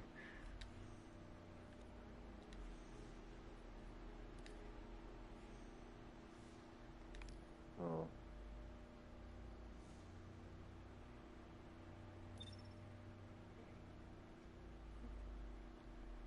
Oh yeah, my Titan, I was doing resilience and intellect, so I could stay in the damage longer, stay in the battle longer, and then spam supers quick. That's a cool choice.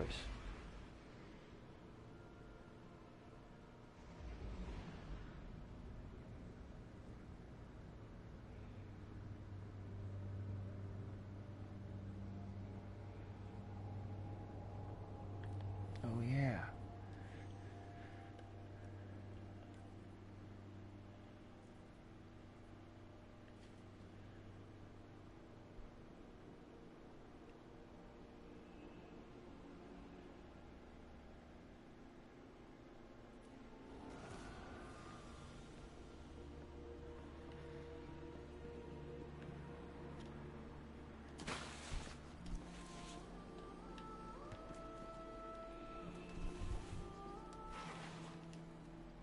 Guardians are rolling.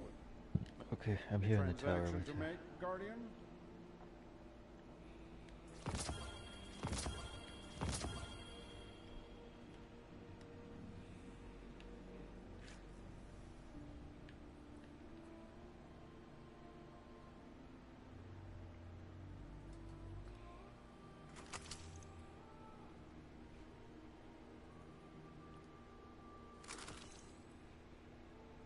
Guardian, what puzzles do you bear?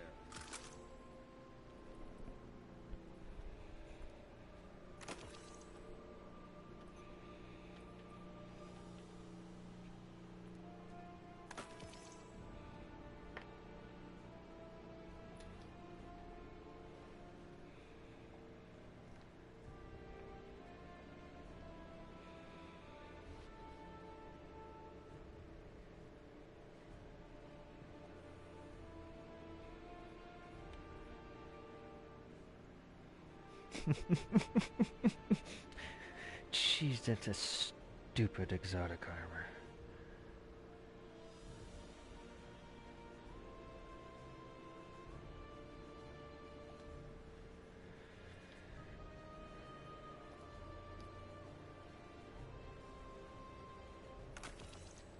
This war is a complicated algorithm, to be certain.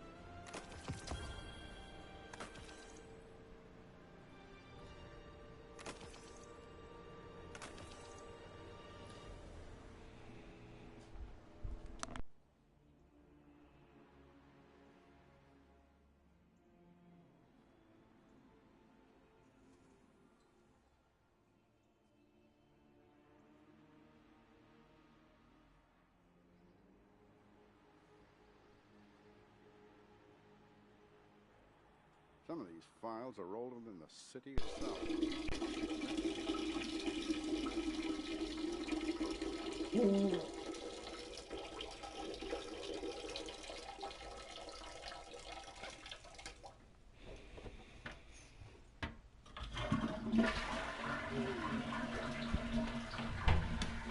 I must admit, Guardian, I'm very curious to see what you've got for me to crack open.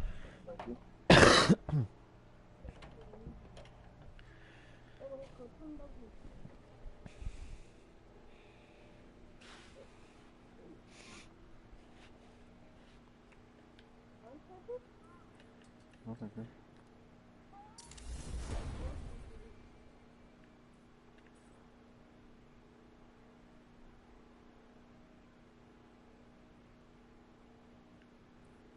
If we end, the data ends with us. That fate is too terrible to comprehend.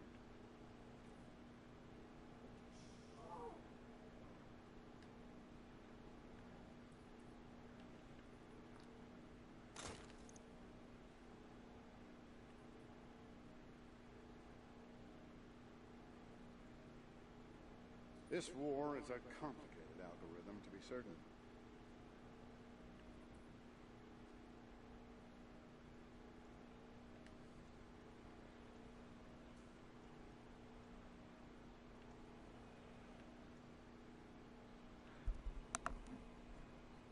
Okay, that was a little bit creepy. I was about to say, where'd you go? And then all of a sudden you reappeared on my mini-map.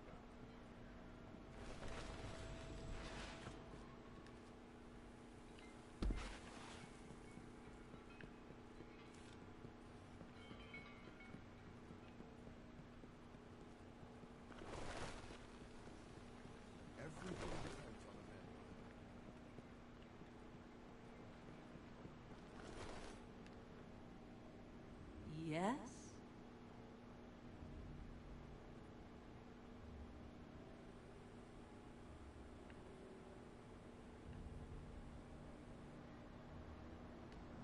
Are careful out there.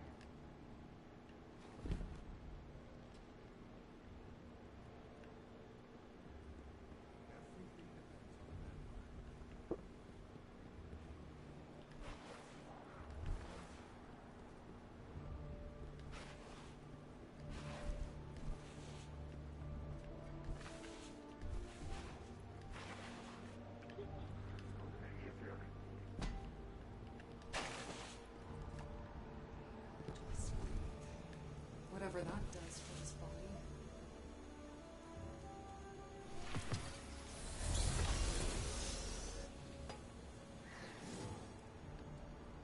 Hello. Hello, Ada. No, that's... No. I was just speaking to my game. Hello, Ada, the armor synth brief lady. Let's do business. How you living, brother? Ignore me sometimes, I speak to my game. I'm that weird, yes. Okay, we are... Don't break that, alright? I want to go do strike. You doing strikes instead of Gambit?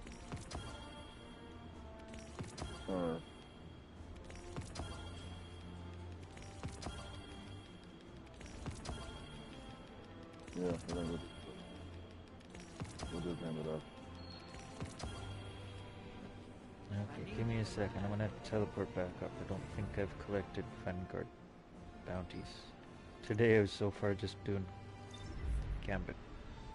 I'll have to double check.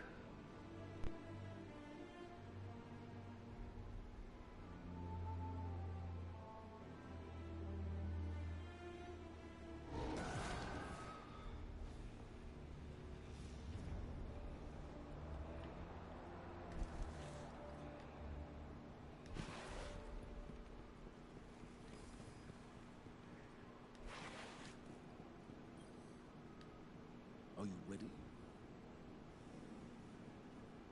Oh, thank goodness I did. I didn't have a single bounty from him.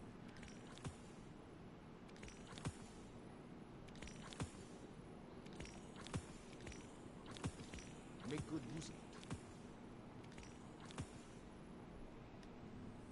Okay, I'm ready. Does this character even have a Vanguard ghost?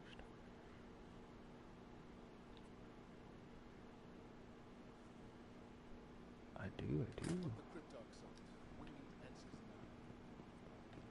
Holiday on the feet. See what she wants.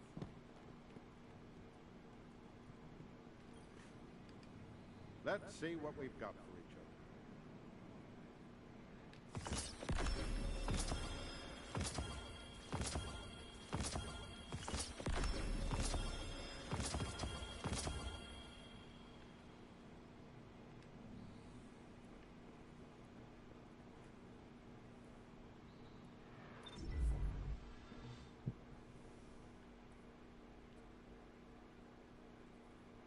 Yeah, I'm not feeling too good out today. I don't know why. Oh, damn. Real bad.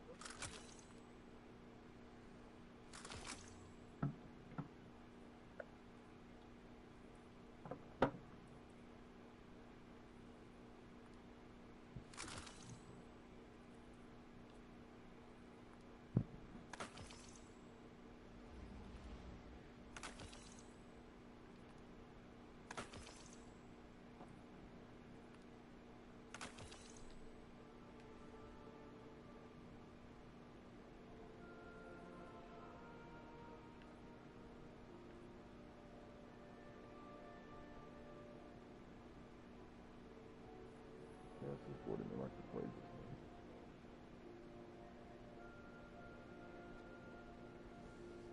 Pardon, I didn't catch that. Hold on.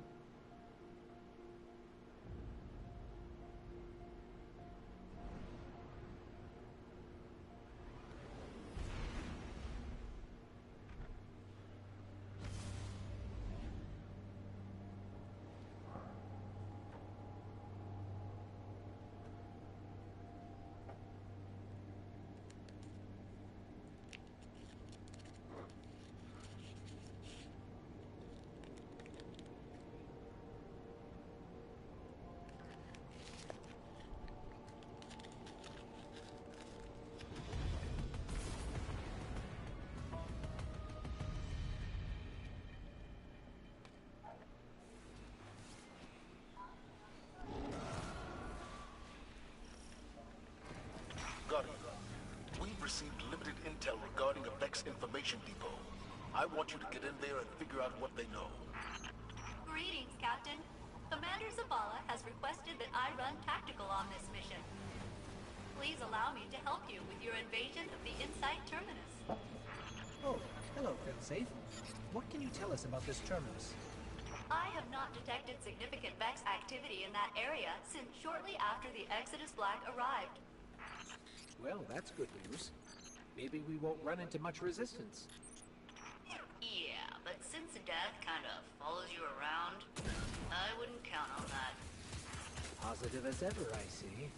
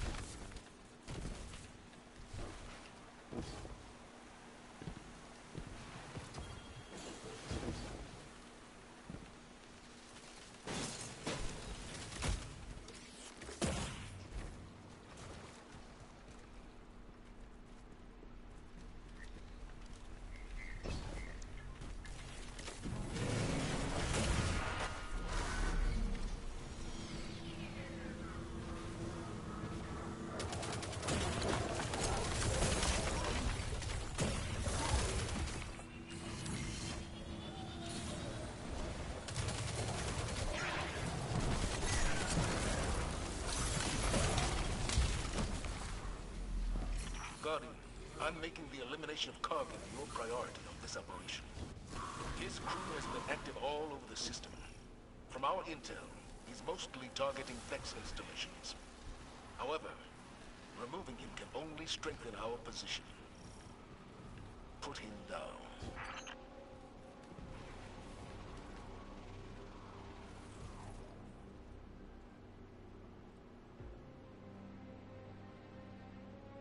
I hate this load zone. I have good news.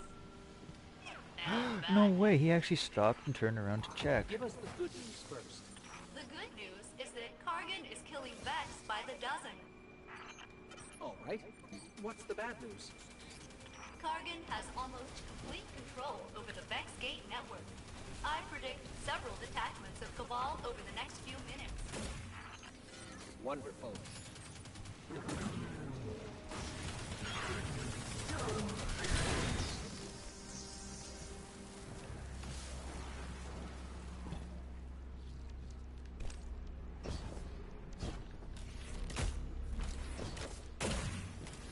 One does have to admire Kargan's command of Vex technology. Maybe if we catch him, he can give Cade a lesson or two.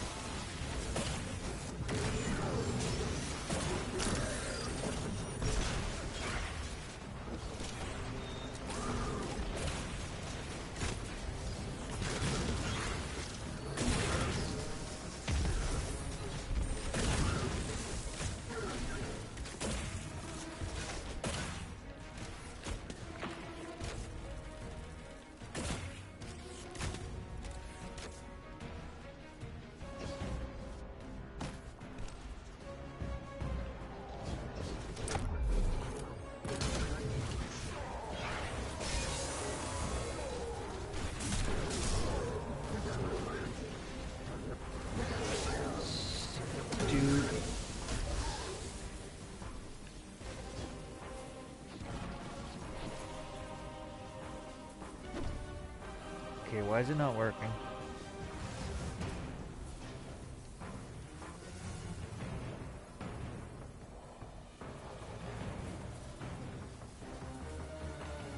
Drop it. It's not me, it's the other dude. I tried to throw it in and it didn't work, so I dropped it. And he's having the same problem.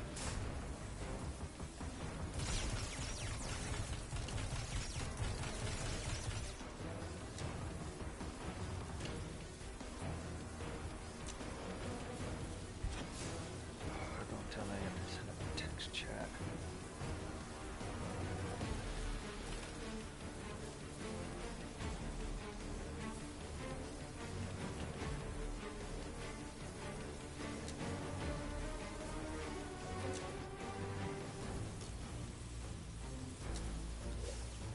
There you go, try it.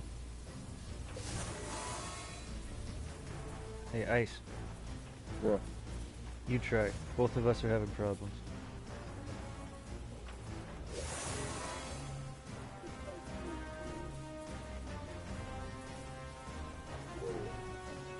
Anything?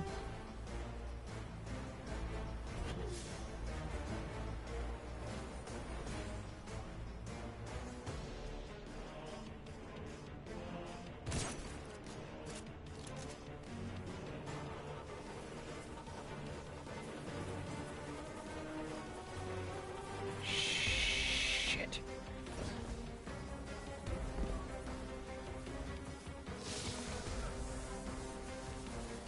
I hate when it does this. We might just have... I was gonna let myself die and have to do this, retry this spot.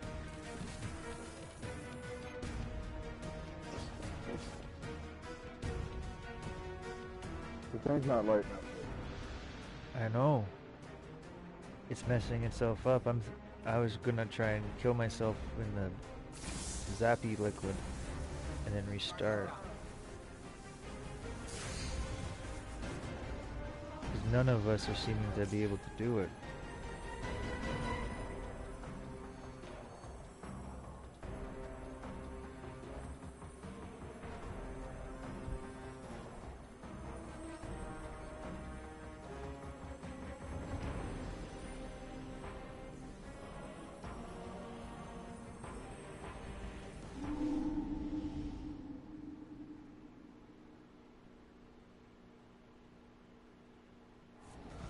one does have to admire Kargan's command of Vex technology.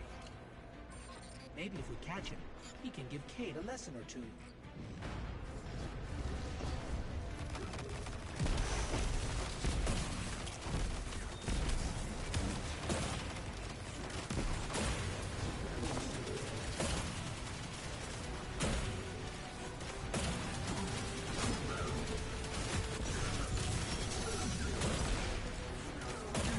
Hey, get over here.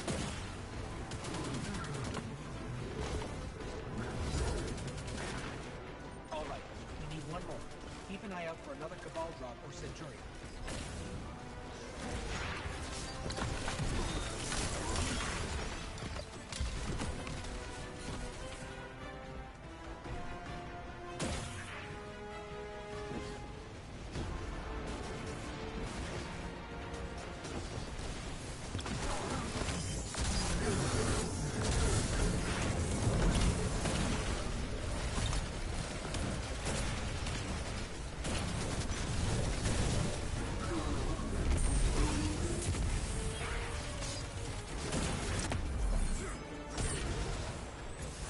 Got it.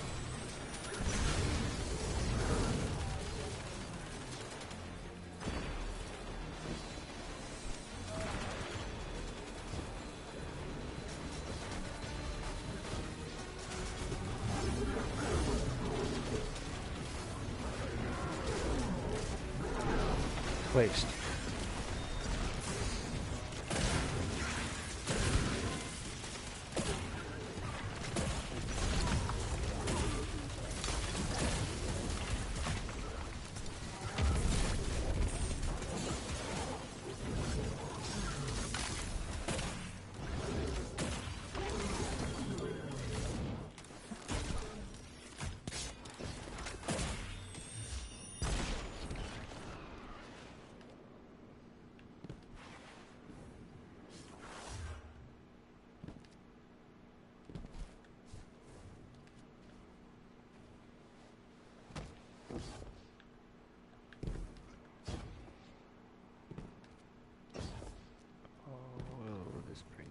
Memories, playing as a hunter.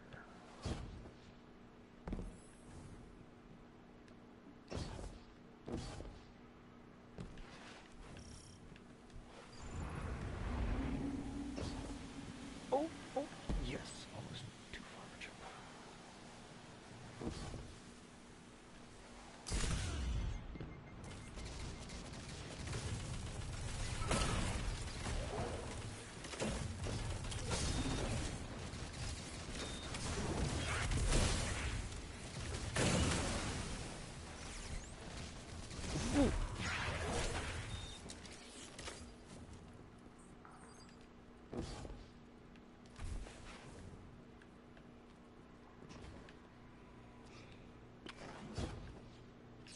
There's Kargan.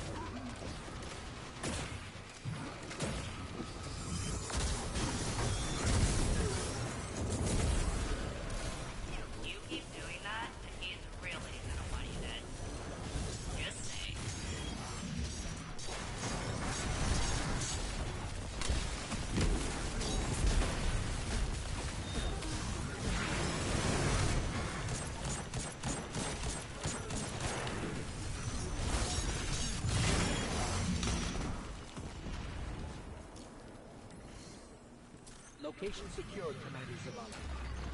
Good work, Guardian. What intel did you discover? There's only one data artifact here, labeled Oxa, and it's seriously corrupted. Metadata says it was last accessed by an Otzot centuries ago. What is Oxa? And who is Otzot? Those are questions for another day, I suppose. But for now, well done.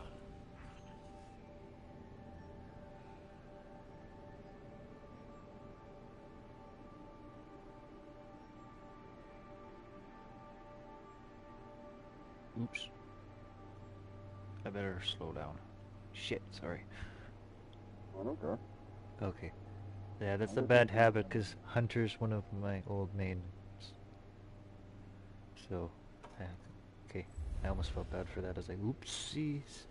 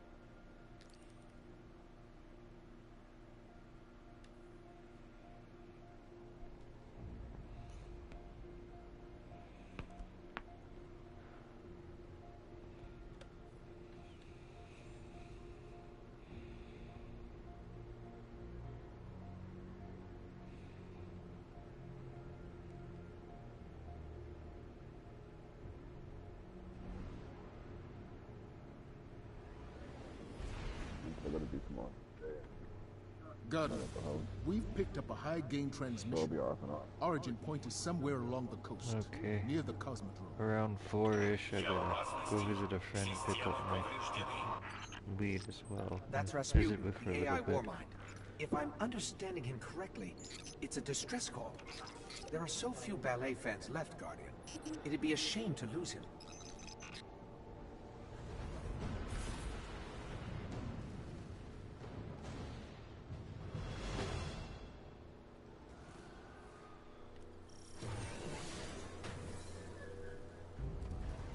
We can't afford another Omnicool situation. Get in there, assess the threat, and aid Rasputin. A threat to the Warmind is a threat to the city as well. Oh, the Rasputin one again.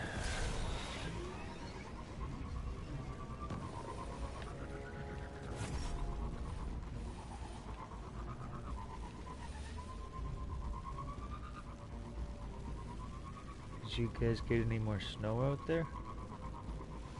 No. Tomorrow you getting it? Yeah. I was wondering because last night and early this morning we had snowfall. I was shoveling yesterday and I woke up and there's just a little bit more. It almost looks like I didn't even shovel. You're a friggin' I don't know why people do that.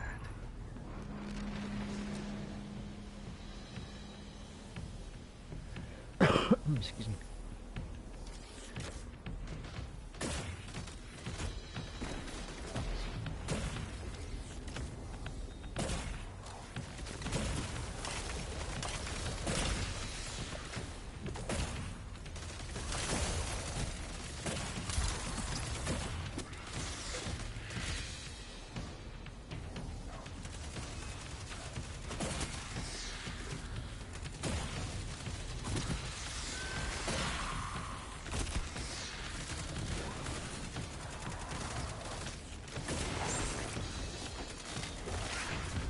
Oops, I'm gonna drop all the way down here.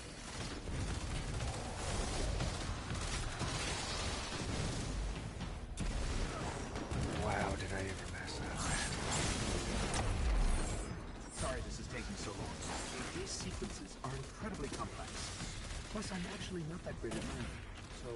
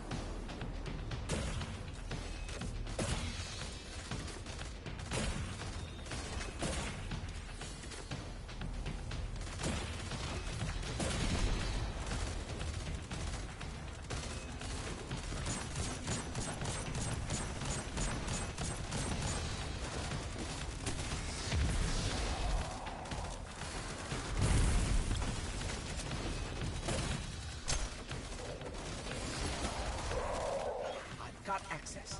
Let's go.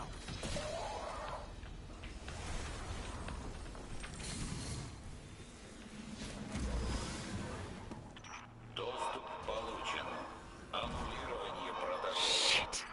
I'm detecting comm signals deep in the vault. Anyone with a radio could have picked up Rasputin's distress call. If we don't shut it down, half the Cosmodrome could be at his front door.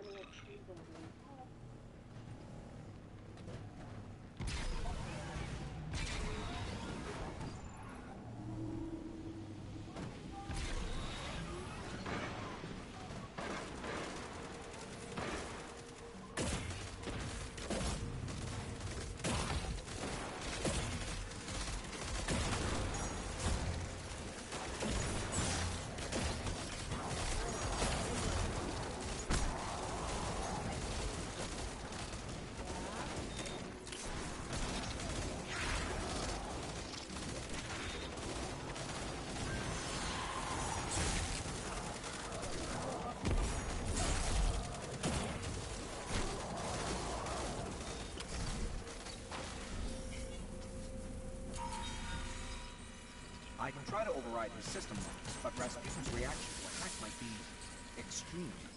Must be something when he bypasses systems. Система взлома. Манипулирован. Запущено планирование контрмер. Ooh, okay. Wow. He is really pretty mad at us. I think... Yes. Yes, he just threatened us with orbital death from above. Let's get moving. Oh, great. Arc streams. You must have knocked something out of alignment. You've seen worse, Guardian. Push through.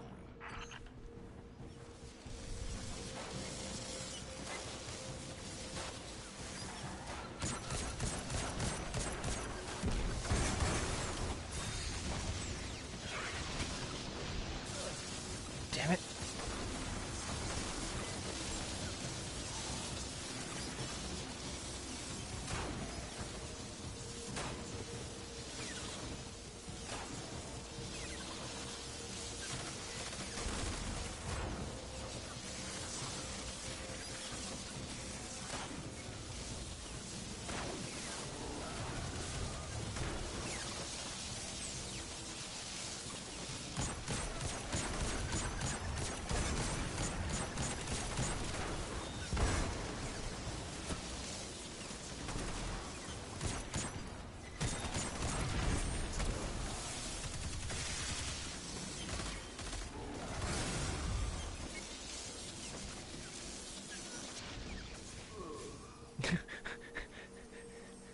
Had to be the last Zappy field, huh?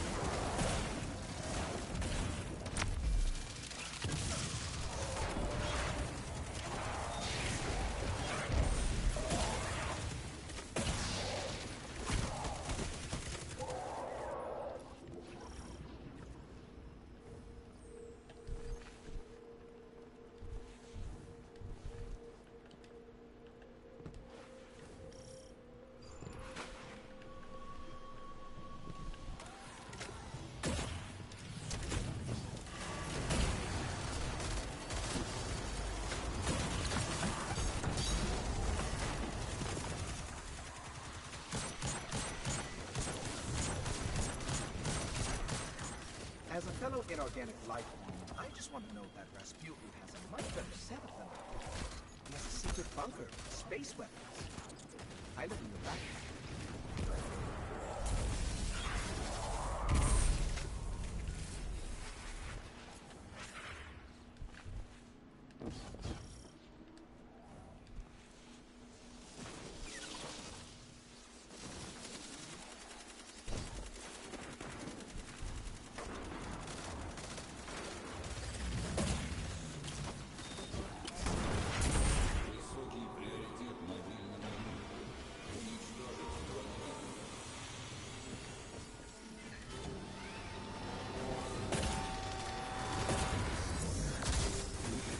Shank's been modifying the practice system.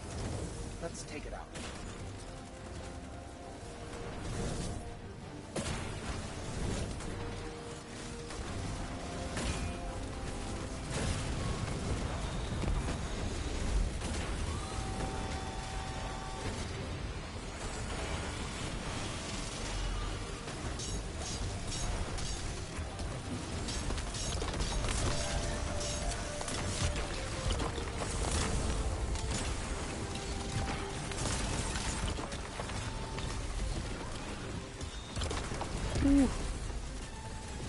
I almost fell into the hole.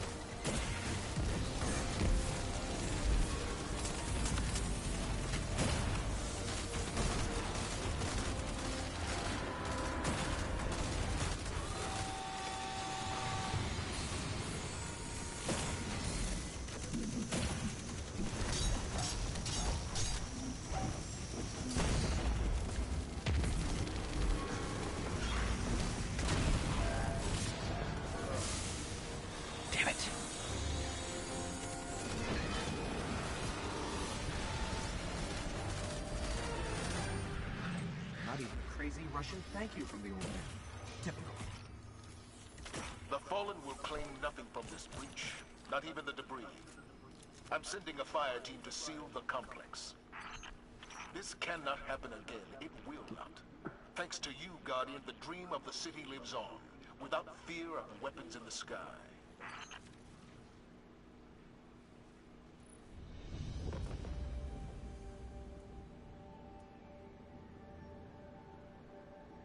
I just need hive. Okay.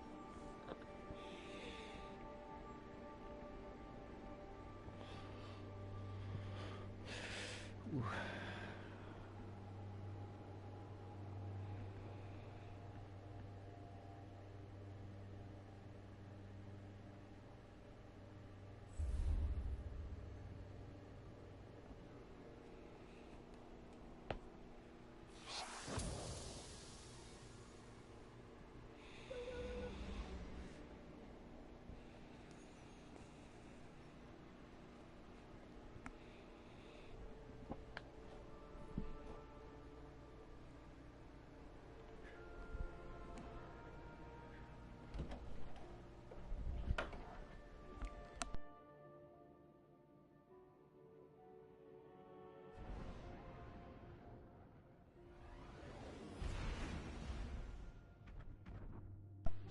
Oh, I didn't look. Hold on. I'll check once I get back from the washroom.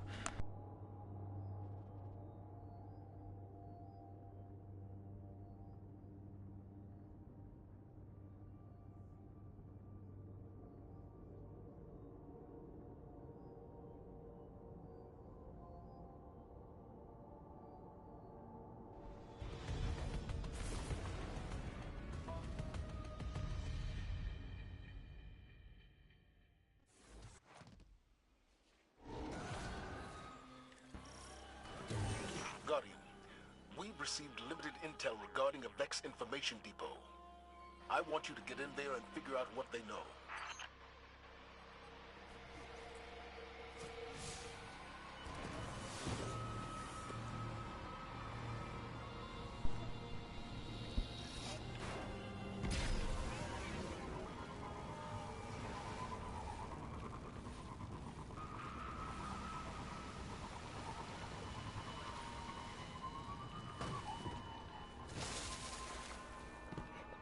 Excuse me.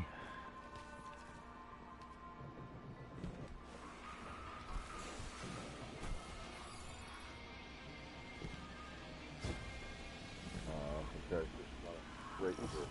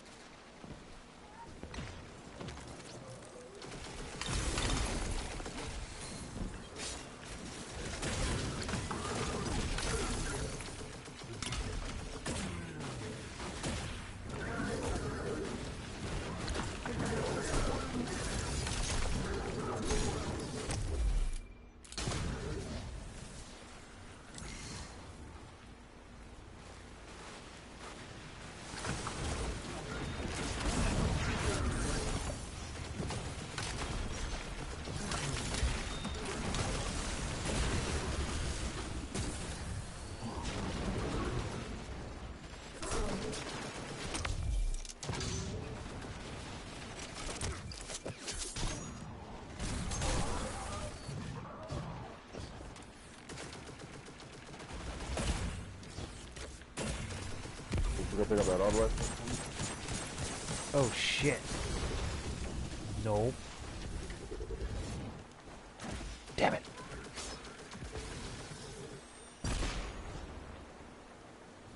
I woke up and ran right into Gambit. Bloody hell.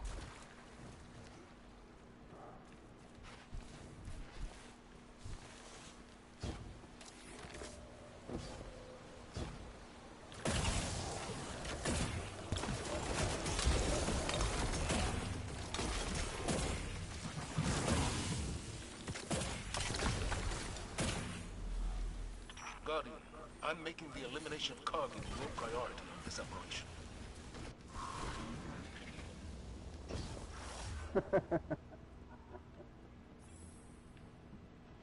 I threw a grenade right in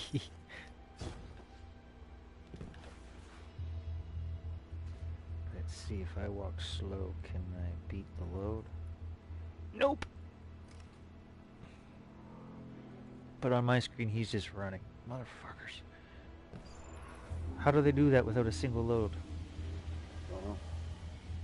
I know one person on a PS5 and he still has load screens. They're just a little bit faster than ours.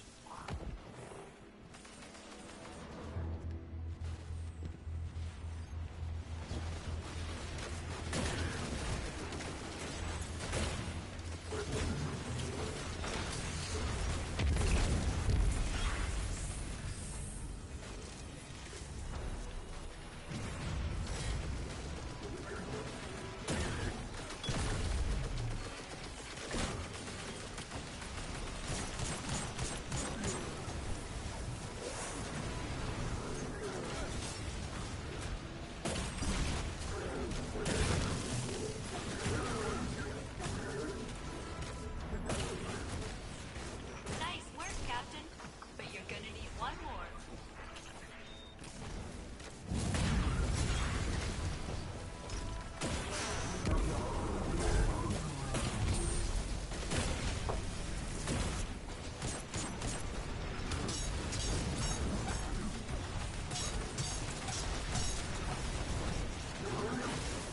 Good charge.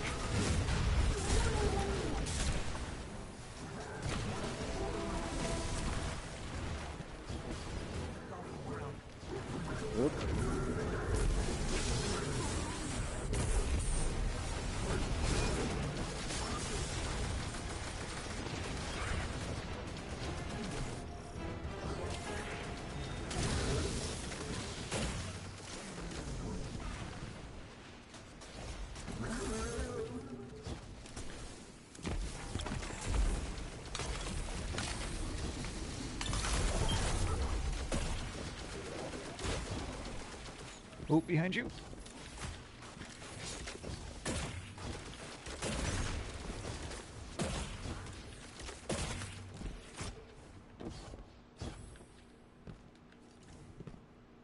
See how fast I got my super now though? Yeah, nice.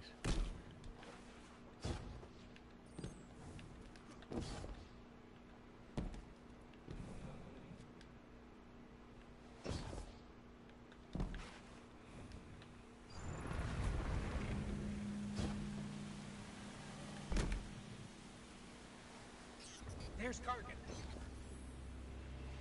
Didn't we just do this one? Not long ago, yep.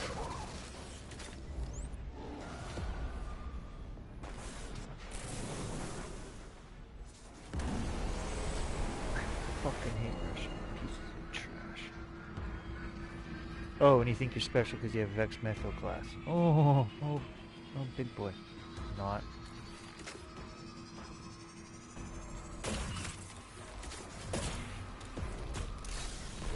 One down, two to go.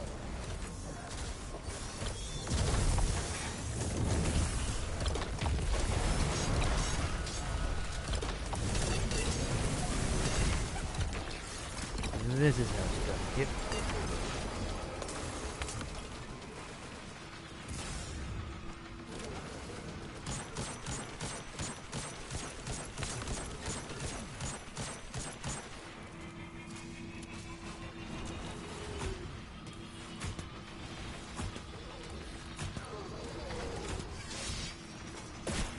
Really? Out of here.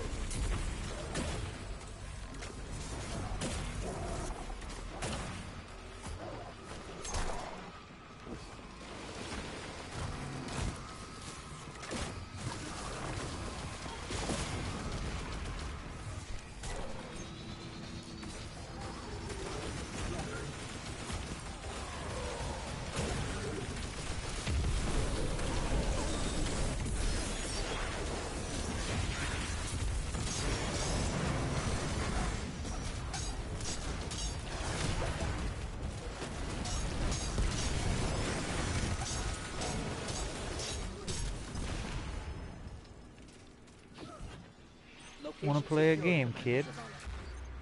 Good work, Guardian. What intel did you discover? There's only one data artifact here, labeled Oxa, and it's seriously corrupted. I'm not Metadata mocking you says with it was these, last I'm accessed mocking by him, an by the Otzot way. centuries ago. What is Oxa? And who is Otzot? Those are questions for another day, I suppose. But for now, well done.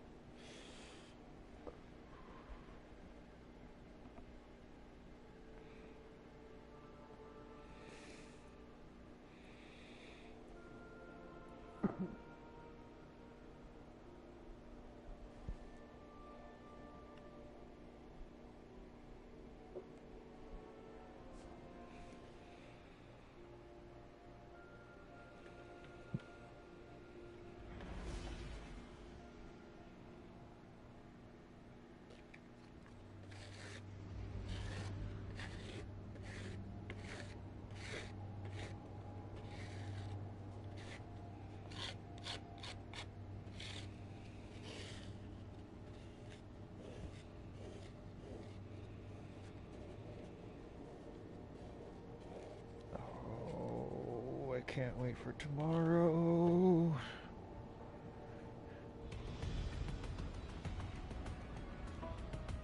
I can. I just hope it's gonna actually be released to play tomorrow.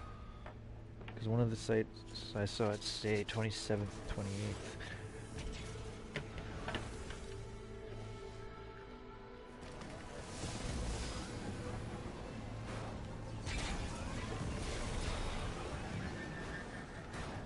Oh, that was a messed up barrel roll.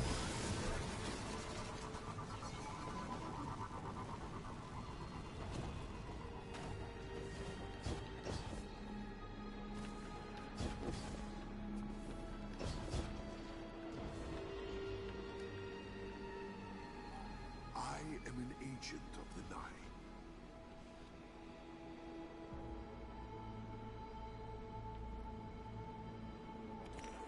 It is yours now.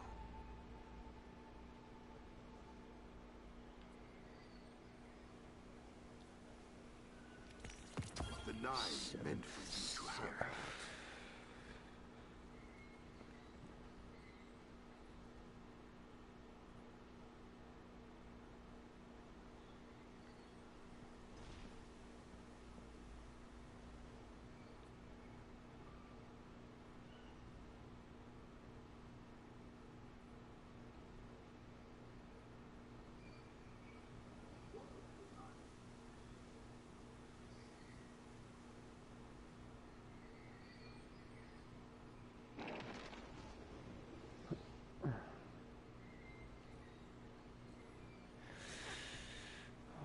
Oh, maybe it's time to get quick Was fame. the Nine's.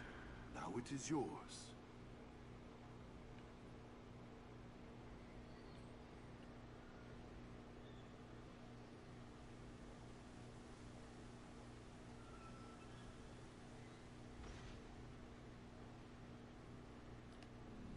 I hope to be here again. Interesting.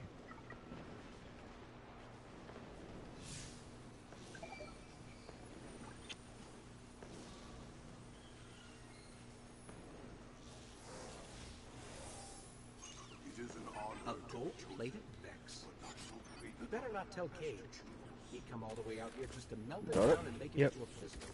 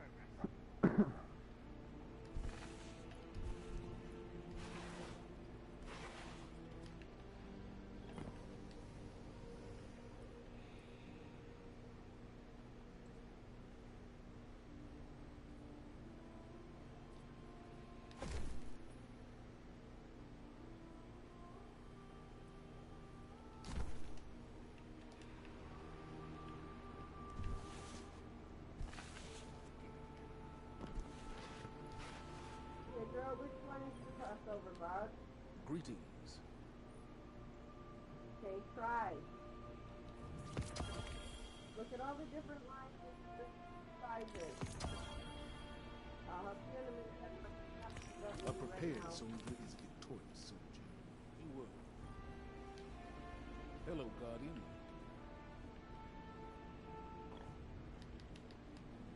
Lend me. Screw you, Zavala. I'm way higher than Nightfall right one.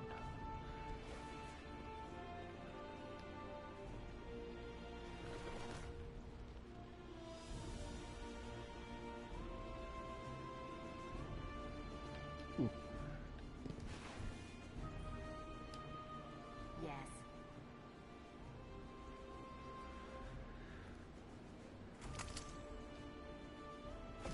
Check. You ready? All done. Yep.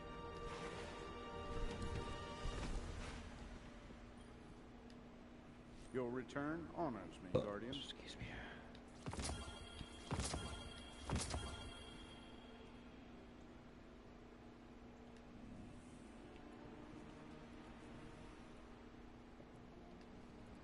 There, though. Okay.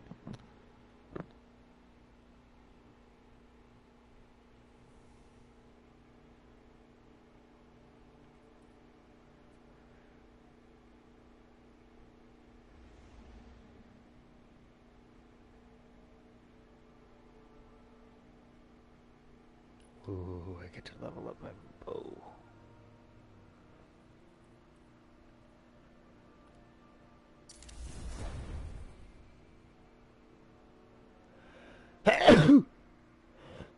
Excuse me. Excuse me.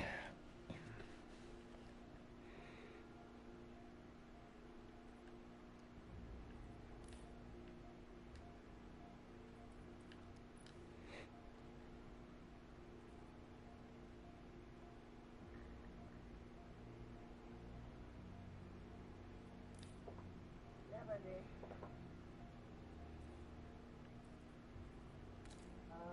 Joe Phillips has got or is there no special thing? Purple, well done. You already had all the purple.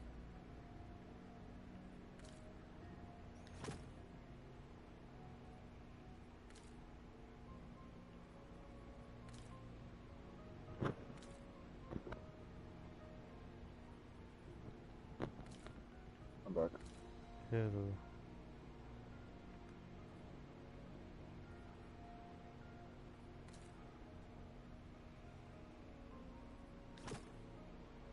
So anyway, what do you think of my character? Didn't look good. No, we went right into the Okay, you know how to go back and choose a different battle. one, right?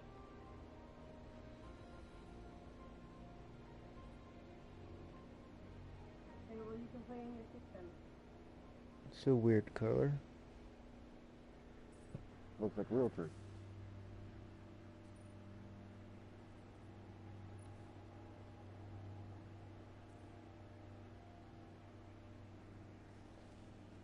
I like it. Ooh, excuse me.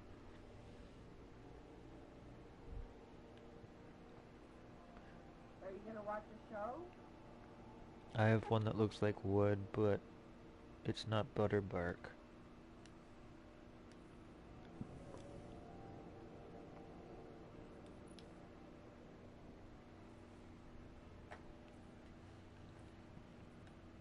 Mine's car hay black.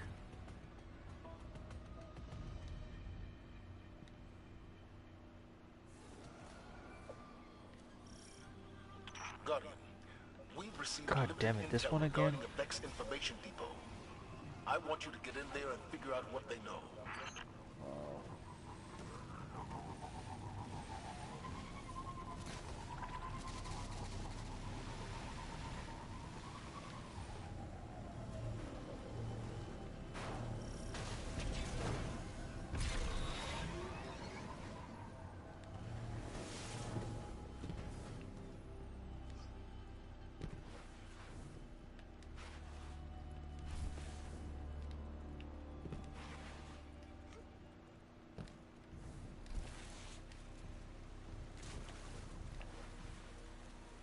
Dude, there's nothing spawning. Yeah, I see.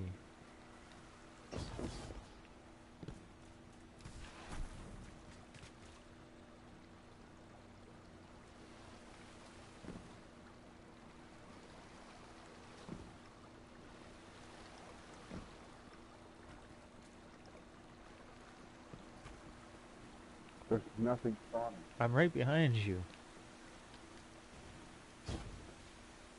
This is messed up.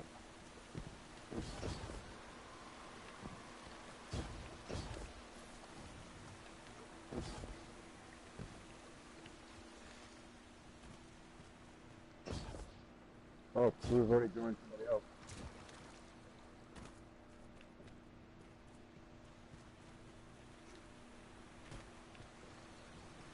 Then, but this should be the portal. Something messed up. Something really messed up. Oh, you can go through. Wow, really?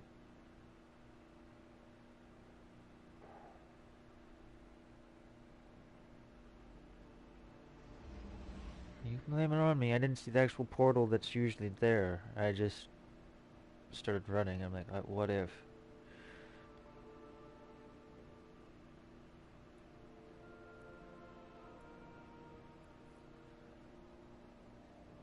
I've actually never come across that before.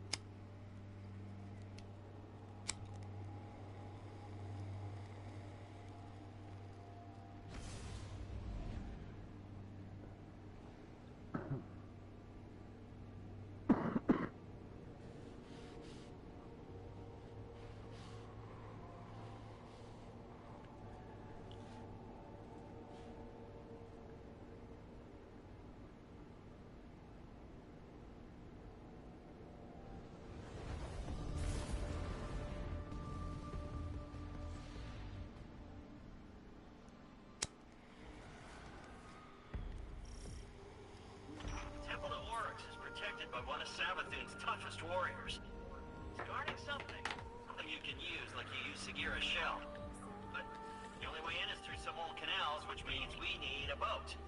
Leave that part to me.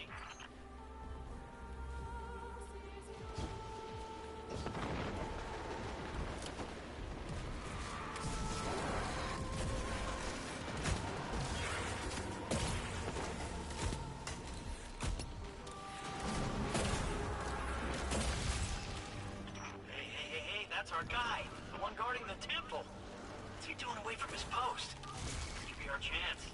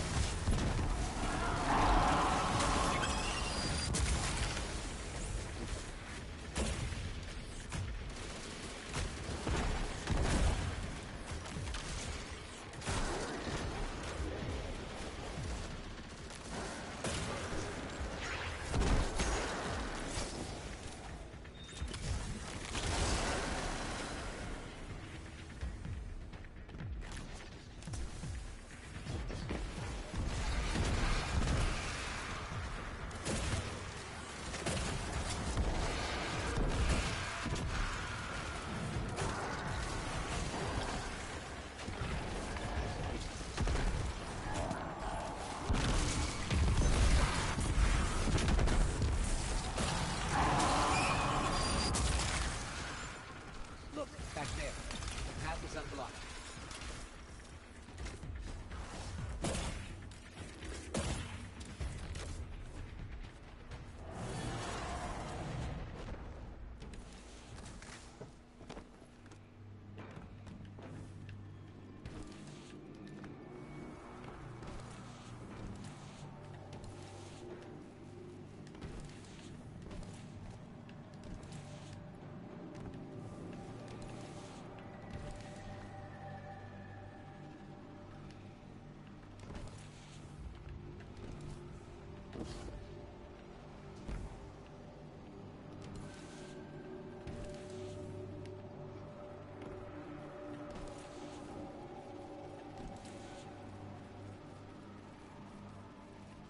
There's your ride.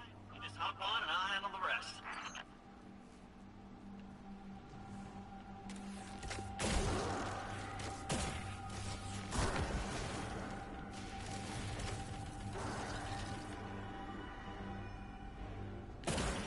These weird hive controls. I mean, how does this... Ah! There it is. Here we go. Let's move it.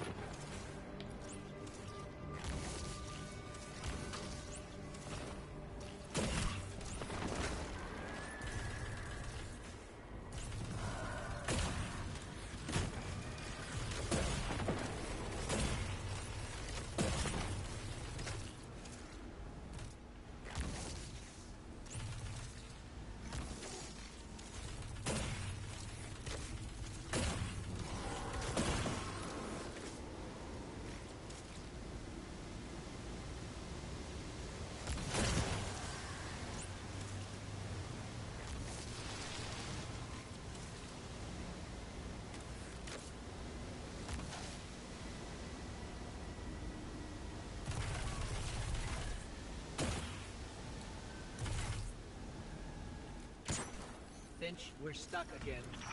Seriously, but I did the thing. It's just this hive tech. It's so archaic. Just give me a sec.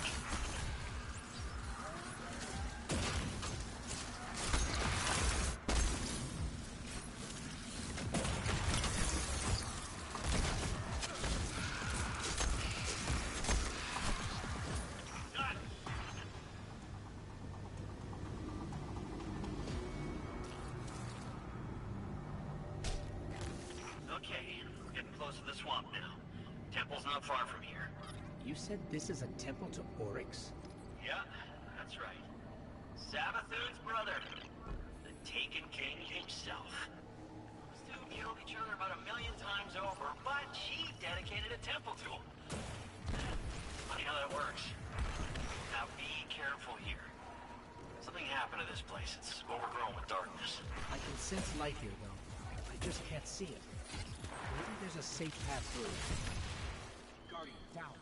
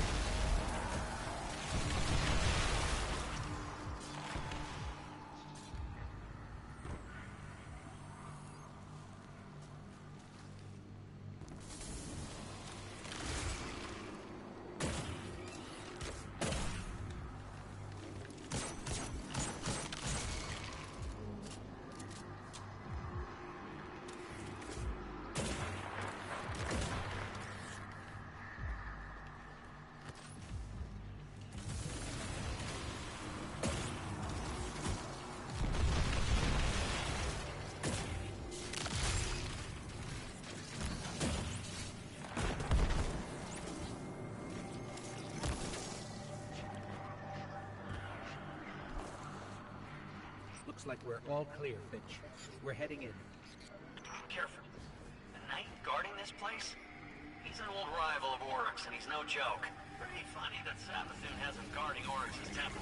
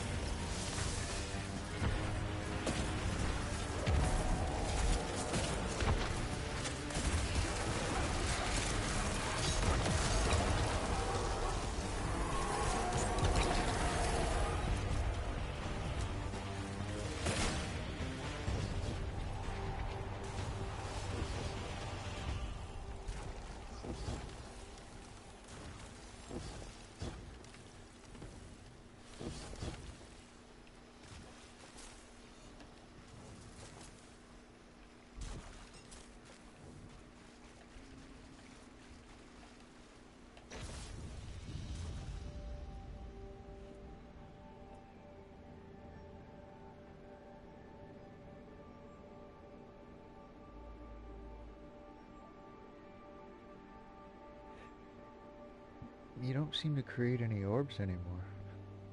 No. I don't know why.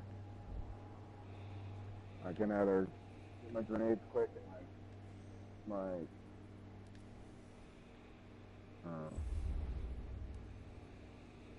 super quick, or I don't generate it.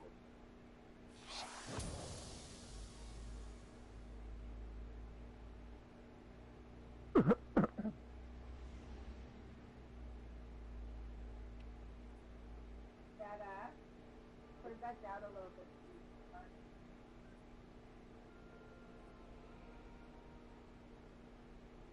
So, hi, Mike. What? What did he say? Saying Amanda and Dylan said Oh. hi. He wants to say hi. Oh. Hold on, I'll be right back. Okay.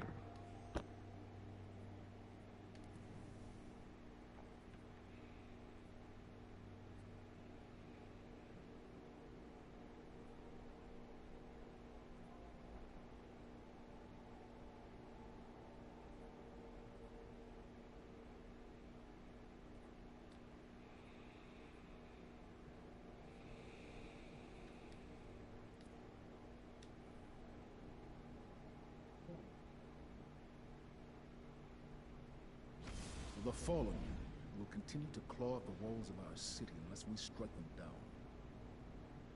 Beneath the ruins of the Cosmodrome, in the shadow of an old colony ship, we've located the House of Devil's Lair, and the High Servitor, feeding them their strength.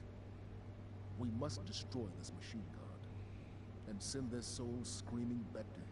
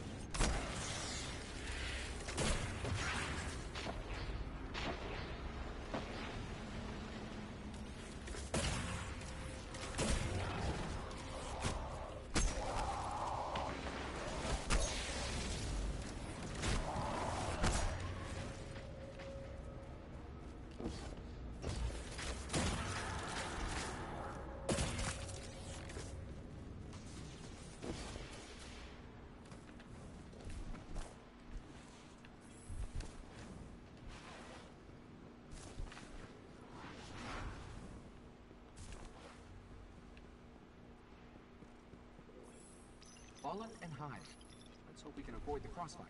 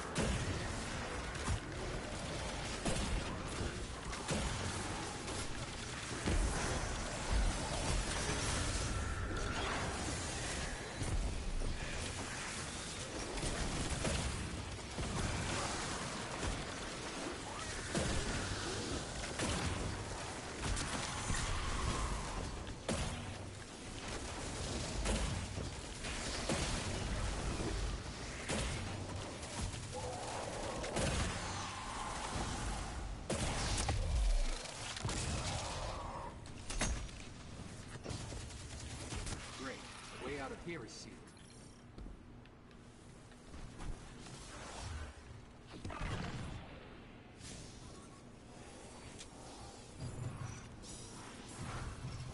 Pretty complex. I'll need time.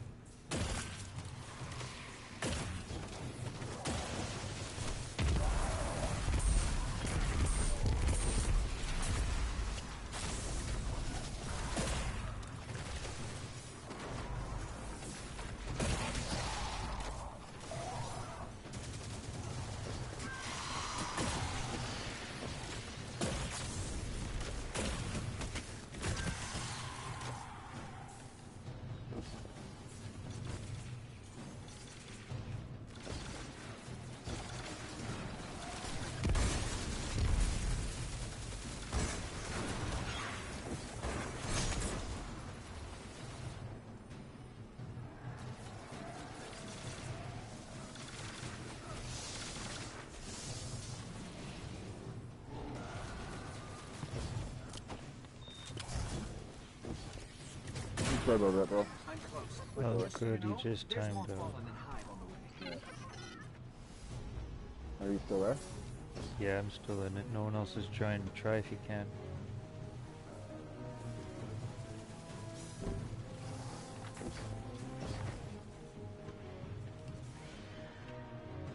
No, it's not letting me.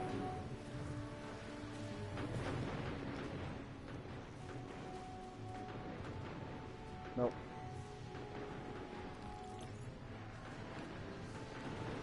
Maybe that'll work.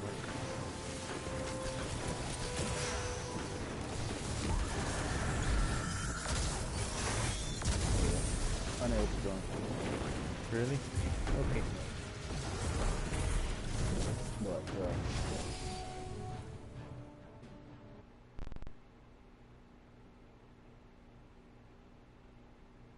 first thing Lori said to me, she'll never get through that church. I told her straight up, I said, I don't fucking give a shit. I don't fucking care. The only reason why she's going to that fucking church is because she can't stand the fact that I'm happy. Oh, jeez. So my ex is going to my church. Typical.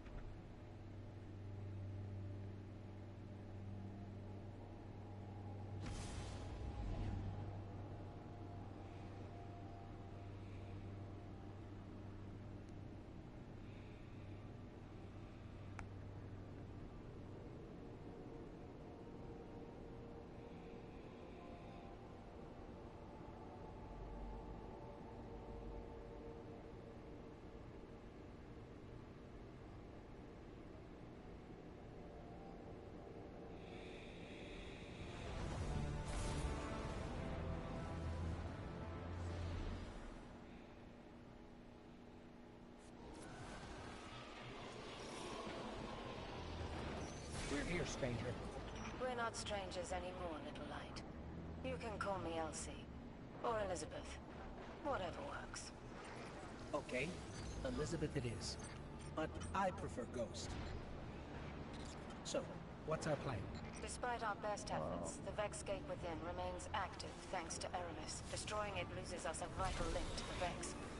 A story for another time. What happened? He's Russian? Now, I was just we need to responding to focus a on message. stopping any further incursions No, from my, the portal. Understood. We'll take care as of soon it. as I landed with Earl, got it stuck. Oh.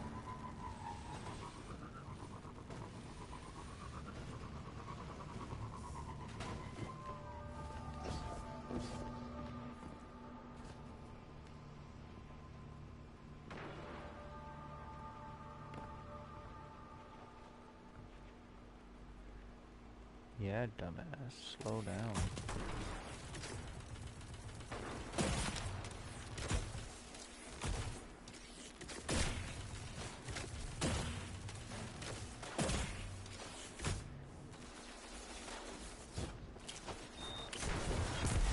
And he left.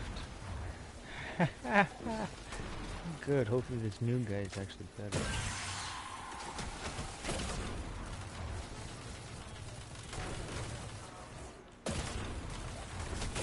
Thank you.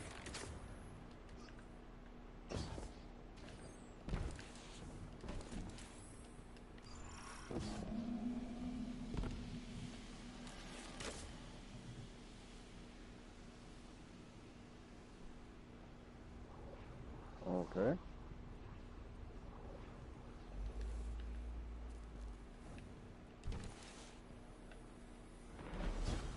Figured as much. That's what's supposed to happen. It freezes for a moment because someone's joining in.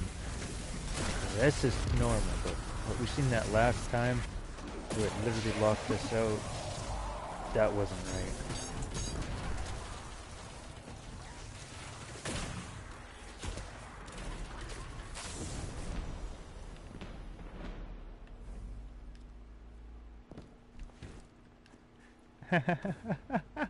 He doesn't know how to jump.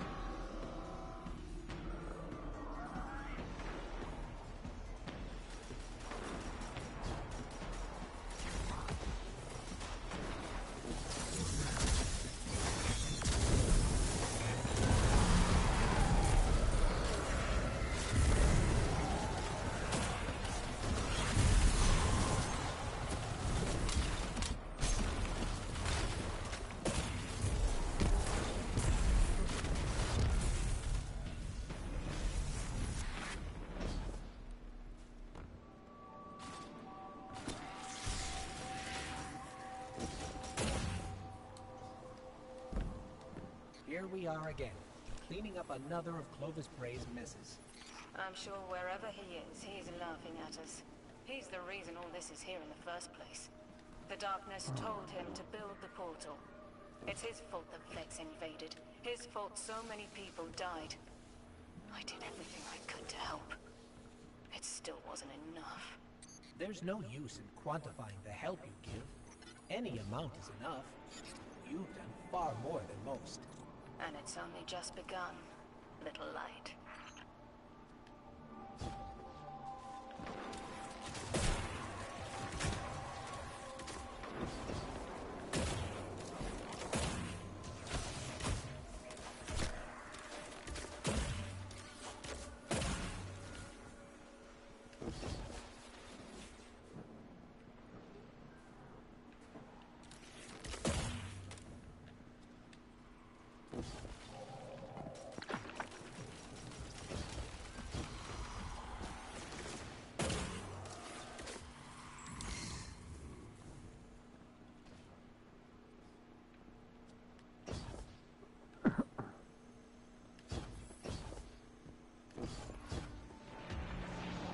Arrgh. I didn't do it, dude. I know you didn't. I was just a split second behind.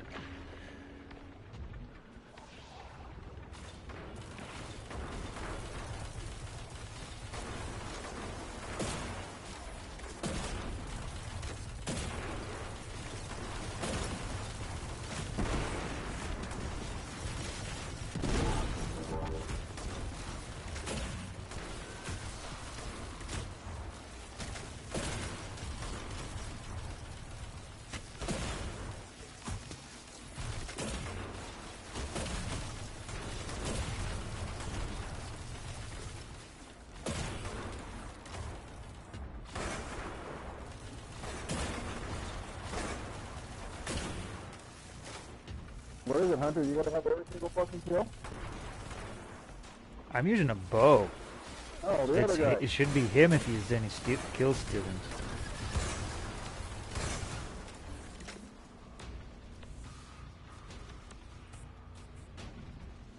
See what I don't do Hunter anymore?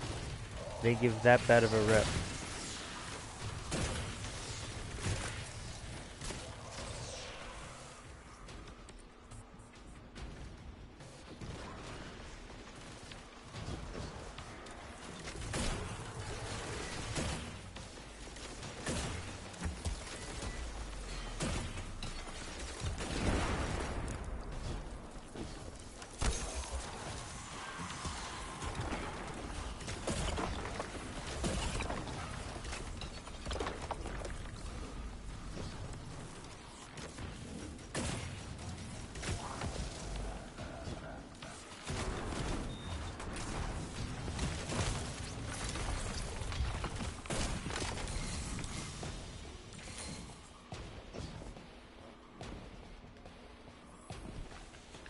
His ass is about to get clapped in this part.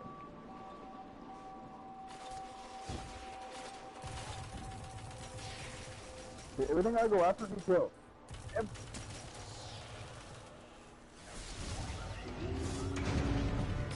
We've reached the portal. You know what to do.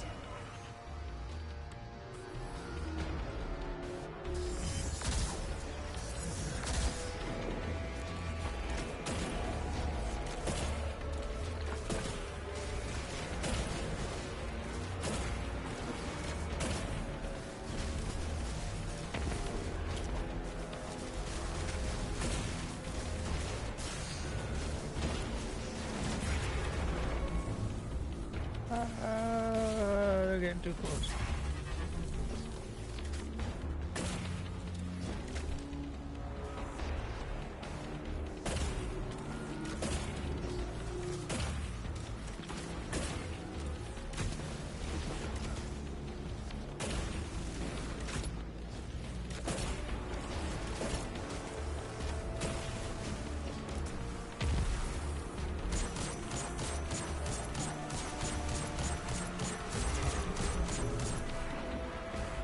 That's right, get out of here, Hydra.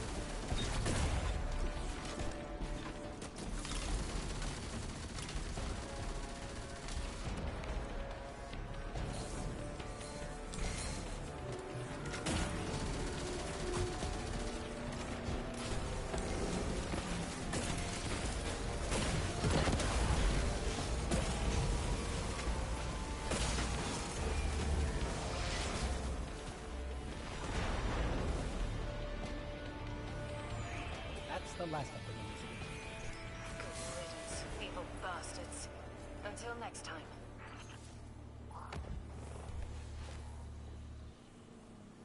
And then he just disappears. Yeah, typical Russian crap.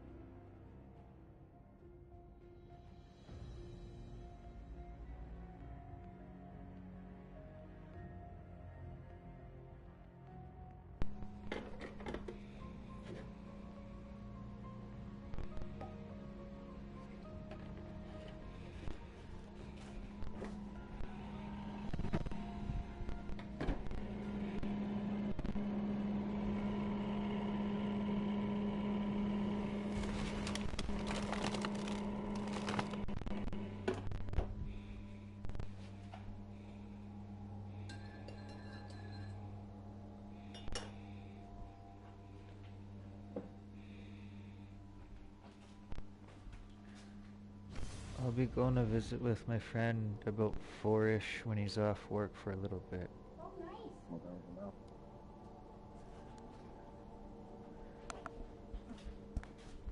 Oh, you're able to hear me? Man, this is hilarious how my microphone does that. It's supposed to have been on mute. Oh, right now it's 1:37. I was just talking to my roommate there, letting them know I was going to be going out for a bit. Soon-ish. Whenever they message. But, yeah, I'm only an hour behind you guys, so... Still a little bit of ways. Kate scouts have made a distressing report. According to the data, Again? it's a Red Legion research team. Research? All I can picture is bigger explosions. Nope, this is a different one. Cannot allow them what? any advantage. This is a different one. No. We haven't done this for a while.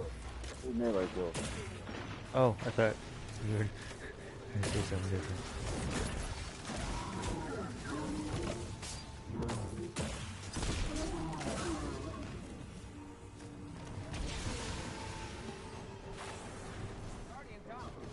Oh, don't punch him.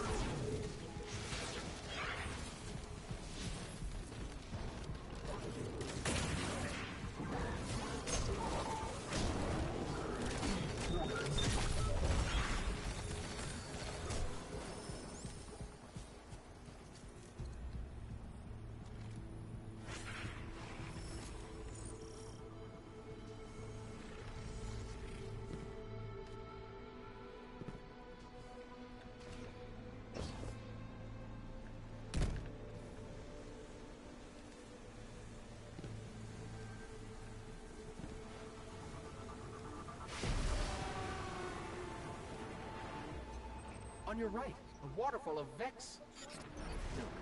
Yes, Vex milk. Hey. First thing Lori said to me, you'll never get these. Look at her in the face. What's this fuck? I said, the only reason why she's going there is because she knows for a fact that I'm fucking happy.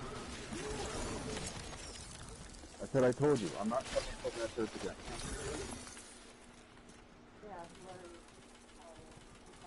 What the hell, controller?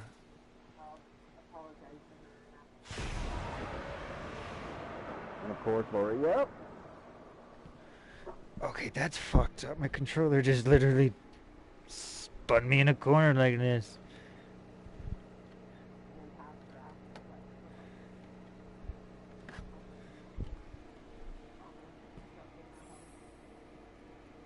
Yep.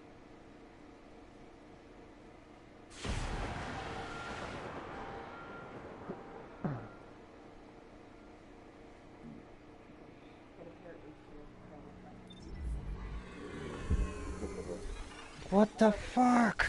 Come on. I don't really care.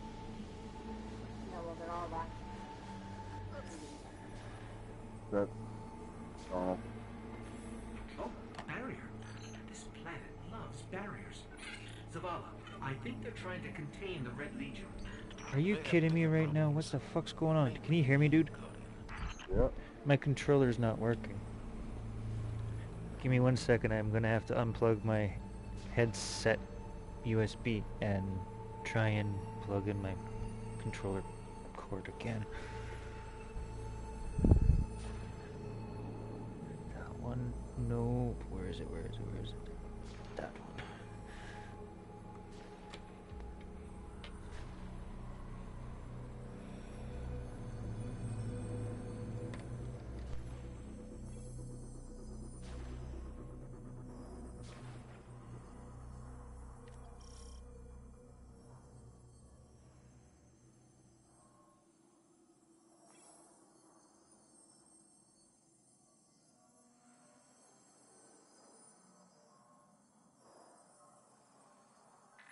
Zavala, giant drills. Apparently Cabal research equals giant drills. Zavala! Preparation wins any fight, Ghost. Should they deploy the drills on Earth, we'll need your expertise.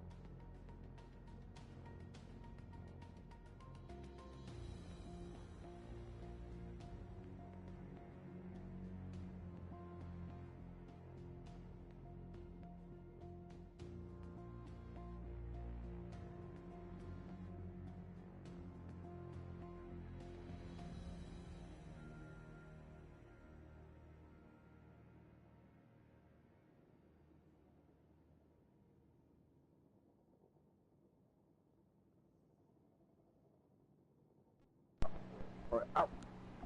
Can you hear me? And I'm the small world. You're taller than I am. Can you hear me again? Yeah, I can hear you, bro. Okay, something happened. Both my controllers aren't working. Plug the cord in. Can't get it to work. Hit the reset little button. Not gonna work. I'm gonna have to hold my power button on my PlayStation. Try and start again.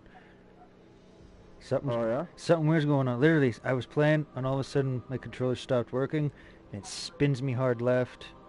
Not even my spare controller is working. Yeah, reset PlayStation. Yeah, I hope that's gonna work. So I'll be right back as soon as possible.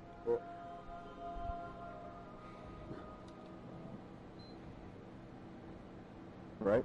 Like, why did you have to go to Minnesota? Why? You didn't want to go to every